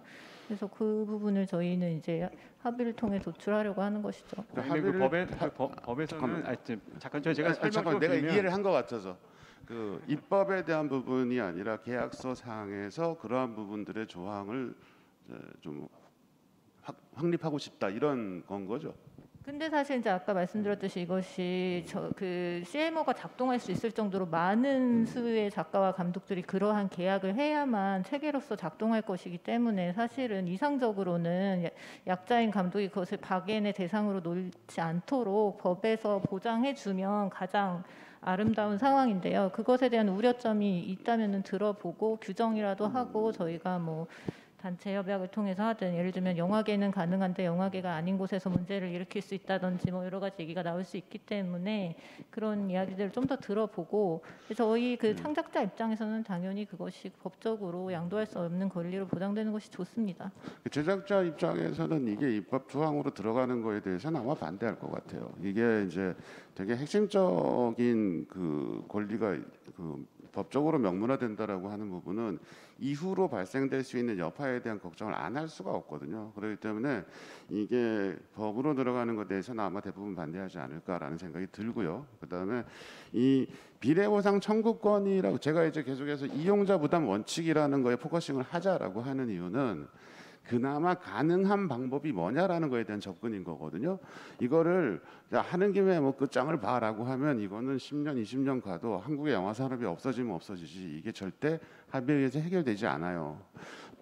이게 다 남는 거라서 이렇게 얘기했잖아. 일종의 전략이고 전술이라는 거거든요. 저는 이게 이용자 부담 원칙은 이미 우리나라 사회에서 어느 정도 인식이 되어 있어요. 그 이용자들 스스로에게 어느 정도 인식이 돼 있어요. 그게 뭐 어떤 과정을 거쳐왔든지 간에. 그래서 이것을 조금 더 확대를 시켜 나가서 내가 이용을 한 부분에 대해서 이게 창작자들에게 돈이 좀 나가? 그래, 내가 인정해. 대신 내가 100원 더 비싸게 주고 살게. 이러한 부분들을 좀 이렇게 붐업을 시키면서 이것이 좀 제대로 좀 강제될 수 있게끔 거기에 맞는 좀 유연한 법 체계를 만들어서 입법시키는 쪽으로 접근을 해야 이게 그나마 좀 가능성이 보이는 거지. 지금 하는 김에 법 싹 다 바꾸고 이러면 이거는 한 2달 지나면 아무도 얘기 안 할 거라는 거죠. 예, 그런 얘기입니다. 네, 그 이용자 허락 뭐 말씀하신 거는 저도 좋은 방법인 것 같아요. 이용자 제가 느끼기로도 이용자들 입장에서는 뭐 그거 창작자들한테 더 주는 건 당연하지라는 인식이 지금 박혀 있기 때문에 거기에 포커스를 맞추는 건 저도 동의하고요. 그리고 이제 이윤정 감독님 조금 부드럽게 말씀하셨지만 제가 볼 때는 이거는 양도할 수 없는 권리로 못을 박아야 됩니다. 그렇지 않으면 별로 의미가 없다고 생각이 되고요. 특히 이제 유럽 같은 경우에서 지금 2019년에 나왔던 그 저작권법 입법 그 취지는 뭐냐면 기본적인 전제는 아까 이제 최종화 대표님은 뭐 이게 너무 제작자들을 불공정한 사람으로 보는 거 아니냐 이렇게 말씀하셨지만은 그냥 전 세계적으로 취지는 뭐냐면 그 창작자가 1대1로 회사랑 계약을 맺을 때 과연 동등한 협상력을 가지고 계약을 할 수 있겠느냐라는 전제에서 출발하는 겁니다. 그러니까 구름빵 사례가 너무 극명한 사례였지만 그냥 그 창작자는 아무래도 그 회사와 계약을 할 때는 약자의 입장에서 자기 뭐 주머니 사정이 넉넉하지 않기 때문에 약자의 입장에서 좀 억울한 느낌을 가지면서 여러 가지 포기하면서 계약하는 경향들이 굉장히 우리나라 문제가 아니고 전 세계적으로 뚜렷하기 때문에 그런 부분을 법적으로 보완해서 이 상대적 약자인 창작자들이 자신의 권리를 제대로 받으면서 그래서 더 상태가 풍성하게 만들어주지 하는 게 입법 취지이기 때문에 여기서 이거를 이제 뭐 양도가 가능하다라고 이런 식으로 열어주게 되면 거의 아마 대부분 또 양도가 될 겁니다. 그러면 사실은 그 입법화의 취지가 사라지는 거죠. 네. 저는 이 부분에 대해서 제가 아까 말씀드렸던 제작사들이 되게 부도덕한 단체로 비춰지는 것 같아서 기분 나쁘다라는 걸 농담처럼 얘기했는데 지금 하신 말씀이에요. 우리나라 영화계 당연히 그런 경우 있어요. 대한민국 영화 산업 되게 많이 변했어요. 지금 뭐 이렇게 계약하면 당연히 그런 형태의 계약 사례들이 있죠. 근데 전체적으로 봤을 때 과연 그것이 더 많은가 그렇지 않거든요. 근데 이거를 그런 식으로 이야기가 접근이 되면 그럼 우리 할 게 없어 밖에 안 된다는 거예요. 지금 구름빵 사례 말씀하셨는데 구름빵의 사례는 최초에는 되게 파격적인 계약이었어요. 왜냐하면 출판 계약을 그렇게 안 하거든요. 근데 이게 엄청나게 수익을 벌어들인 거죠. 만일에 구름빵이 판매가 저조했고 잘 안 됐으면은 그 계약은 아마 그 내부에서 되게 크게 남았을 거예요. 그게 인쇄 계약한 게 아니거든요. 최초의 돈을 뭐 액수를 말씀드릴 수는 없지만 그 출판 계약에서는 되게 파격적인 계약으로 시작이 된 거예요. 근데 결과가 너무 잘 되다 보니까 이런 일이 벌어진 거죠. 근데 그거를 그렇게 뭐 구름빵에서 보듯이 누가 정당하게 계약을 할 수 있겠냐 이렇게 접근하면 그건 잘못됐더라. 김병희 대표님 잠시만요. 그래서 공정한 보상이라는 게 나오는 겁니다. 공정한 보상이라는 게 그 작품이 시장에서 성공한 거에 비례해서 보상을 주자라는 거기 때문에 계약 당시엔 당연히 작가가 약자니까 뭐 조금 더 이렇게 그럴 듯한 돈을 제시하면 그래 그걸 다 넘길게요라고 계약을 할 수밖에 했겠지만 시장에서 그만큼 인정을 받고 성공을 했다면 거기에 대해서 비례하는 어떤 보상이 돌아가야 된다라는 얘기입니다. 네. 열띤 토론이 진행이 됐는데요. 저희가 시간이 많지 않은 관계로 일단 이 정도로 정리를 하고 온라인으로 들어온 의견을 들어보도록 하겠습니다. 지금 이벤터스의 모지훈 감독님께서 첫 번째 투자자가 비례배분의 책임을 지는 것이 아니라 최종 플랫폼이 비례배분의 책임을 갖는 것이 아닌가요? 이 부분은 아까 얘기되는 과정에서 아마 설명이 되었던 부분일 것 같고요. 넘어가고 두 번째는 그동안 감독조합의 해외 저작력 확보 활동에 대해 설명해 주시겠습니까? 이건 이윤정 감독님께 요청을 하신 건가요?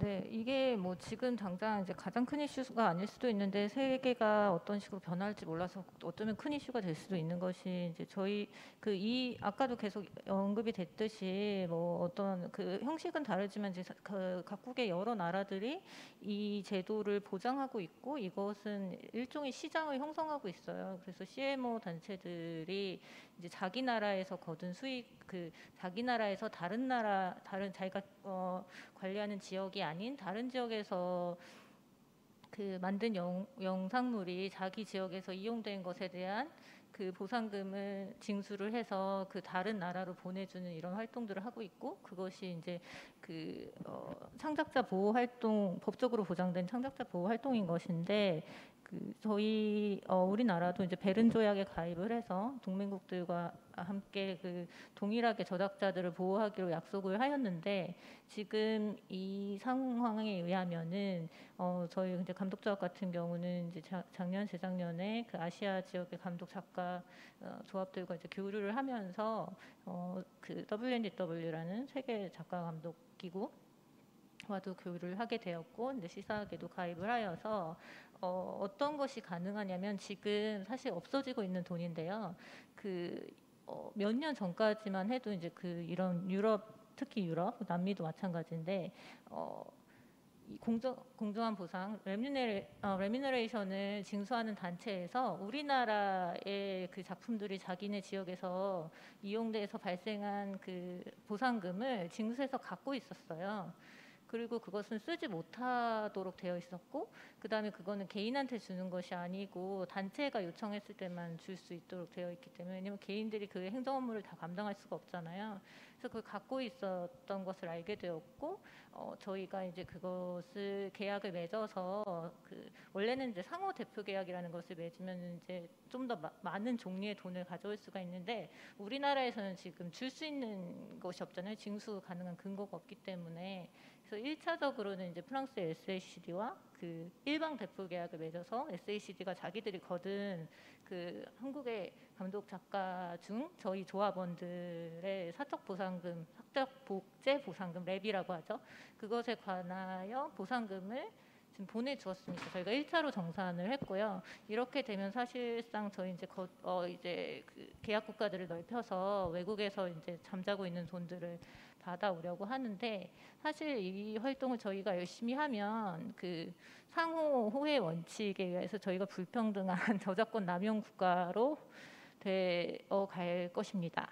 이것이 저희가 활동을 하고 안 하고의 문제가 아니라 사실은 이 체계가 세워진 것이 전 세계적인 추세이고 아까도 말씀드렸듯이 시사액이 아시아 지역에서도 이 체계가 세워지는 것에 대해서 굉장히 관심을 기울이고 활동을 하고 있기 때문에 이 불평등한 상황이 언젠가는 외교적이거나 문화적으로 문제가 되는 상황이 올 수 있어요. 그리고 또 긍정적으로 생각하면 이 체계가 우리도 갖춰서 이 공정한 보상 혹은 비례 분배금의 시장이 활성화되면은 어떤 국부를 만들어낼지 사실 모르는 것이죠.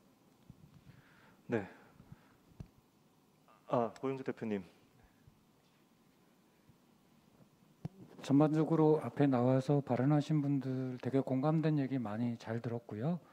저도 뭐 제작도 하고 연출도 하고 있지만 각자의 어려움이 있다라는 부분들도 이해하고 다만 반가운 점은 대원칙은 좀 제작이든 투자든 창작자든 일정한 대원칙에 대한 합의 정도는 이룰 수 있어서 좀 반가운 토론인데요. 저는 제가 좀 답답한 부분은 한 가지예요. 그러니까 사실은 이은정 감독님이 말씀하셨던 것처럼 CMO를 구성할 수 있는 게 현재로서는 현재 법상 저작권이 감독들한테 없기 때문에 위신탁 단체를 만들기가 굉장히 어렵고 그래서 법이 통과되어야지만 그런 발언권을 행사할 수 있다라고 얘기하지만 저는 음악 저작권 협회가 각종 플랫폼에 공격적으로 취하는 거에 비해서 오히려 영화가 그 역할을 못하고 있는 게 또 현실이라는 생각이 들어요. 뭐 잘 아시겠지만 방송은 제가 좀 너무 답답한 게 우리가 보통 홍보 활동을 위해서 EPK를 만들잖아요. 그냥 10년 전에 EPK를 그냥 써요. 근데 반대로 영화에서 방송을 인용하려고 그러면 상당한 금액의 그 금액을 방송에서 오히려 영화 쪽에 청구를 합니다. 근데 막상 지금 전체 저작권 협회에 소속되어 있는 영화 단체는 영화 배급협회예요. 그리고 저한테도 연락이 왔는데 모 대학교에서 제가 저작권을 갖고 있는 영화를 틀었는데 당신이냐 감독이냐 누구한테 돈을 줘야 되냐는 걸 저한테 묻더라고요. 그래서 나는 당신한테 위신탁을 준 적이 없는데 왜 저한테 전화를 하냐. 돈은 징수를 했는데 줄 주체가 없다는 거예요. 그래서 연락이 왔죠. 그래서 그 활동을 누가 하고 있느냐라고 했더니 배급협회가 하고 있다는 소속되어 있다는 거예요. 물론 그 활동은 상권자들이 하겠죠. 그 협회. 그러니까 저는 공백이 있다라는 생각이 들어요. 그러니까 영화계가 방송 쪽에 무슨 이야기를 못하는 게 아니라 현행 법상으로도 얘기할 수 있는 부분이 있는데 못하고 있는 게 방인이 있고 가장 제가 많이 감독들한테 듣는 얘기가 모 유튜브에서 내 영화가 튼다. 모 유튜버가 내 영화를 인용해서 뭘 하고 있다. 근데 그 사람은 광고를 수입으로 하는 유튜브인 거예요. 근데 유튜버하고 우리랑 무슨 얘기를 지금 하고 있냐라는 거죠. 영화계랑. 그래서 근본적인 부분에 대해서 절차라든가 대상이라든가 취지라든가 이런 부분에 대한 공감대는 있는데 이것이 법이 통과되지 않았다는 이유 하나 때문에 영화계는 그럼 아무런 다른 플랫폼에 대해서 목소리를 못 내야 되느냐, 이건 좀 다른 차원의 문제라는 생각이 저는 든다라는 거죠. 그래서 좀 말씀은 동의하고 입법 취지나 법제화나 여러 가지 것들을 저는 충분히 공감하고 동의를 하지만 당장 왜 영화계는 발등에 떨어진 이 불도 자꾸 소송만 당했지, 우리가 다른 저작권 단체도 소송만 당하고 왜 우리는 어떤 플랫폼들의 이런 요구를 하지 못하고 있는가들도 건설적으로 좀 얘기를 좀 해봤으면 좋겠다는 생각이 듭니다. 네, 지금 고 대표님 하신 말씀은 아마도 내일 그 저작권 그 이용 활성화 체계와 관련된 그 두 번째 세션이 있는데 그때 이어서 아마 논의될 수 있는 부분이 있을 것 같습니다. 이 부분에 대해서 제가 짧게 한마디만 하고 이거 제가 계속 5분 남았습니다. 좀 짧게 부탁드립니다. 30초.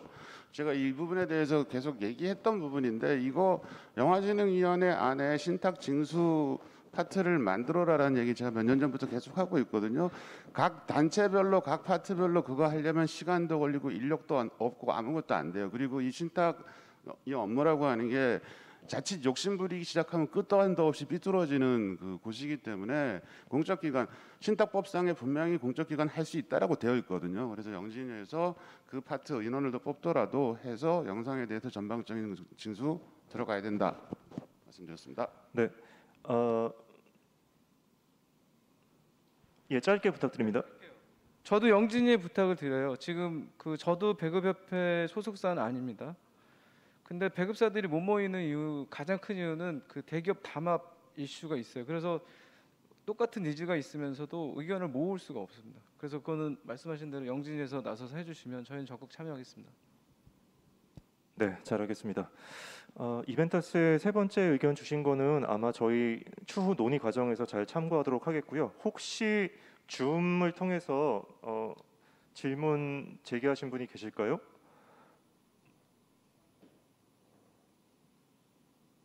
예, 일단 없으신 것 같습니다.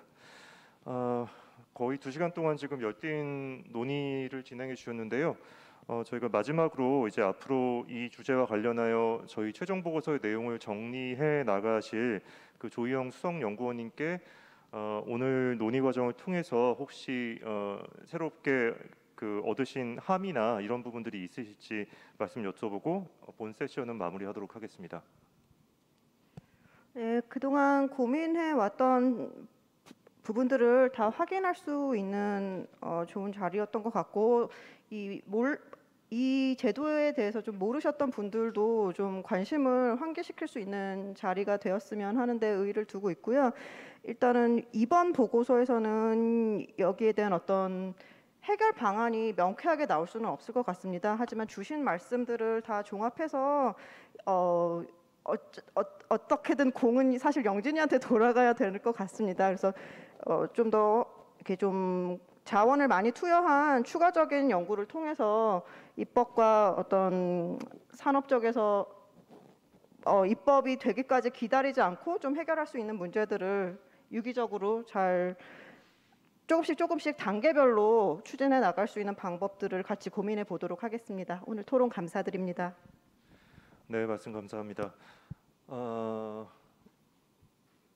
네, 저희가 이제 이 연구 보고서를 저희 내부에서 진행을 했던 게 3년 전이었는데 사실은 그 이후에는 별다른 논의를 진행을 못했었습니다.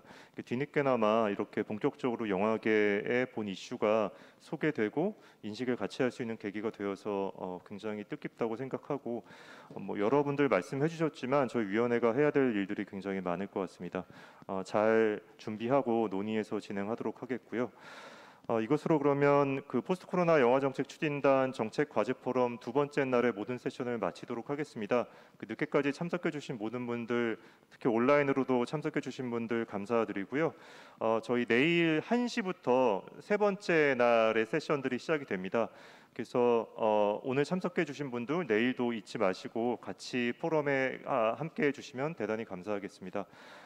이것으로 그러면 포럼 두 번째 날 모든 행사를 마치겠습니다. 여러분들 감사합니다.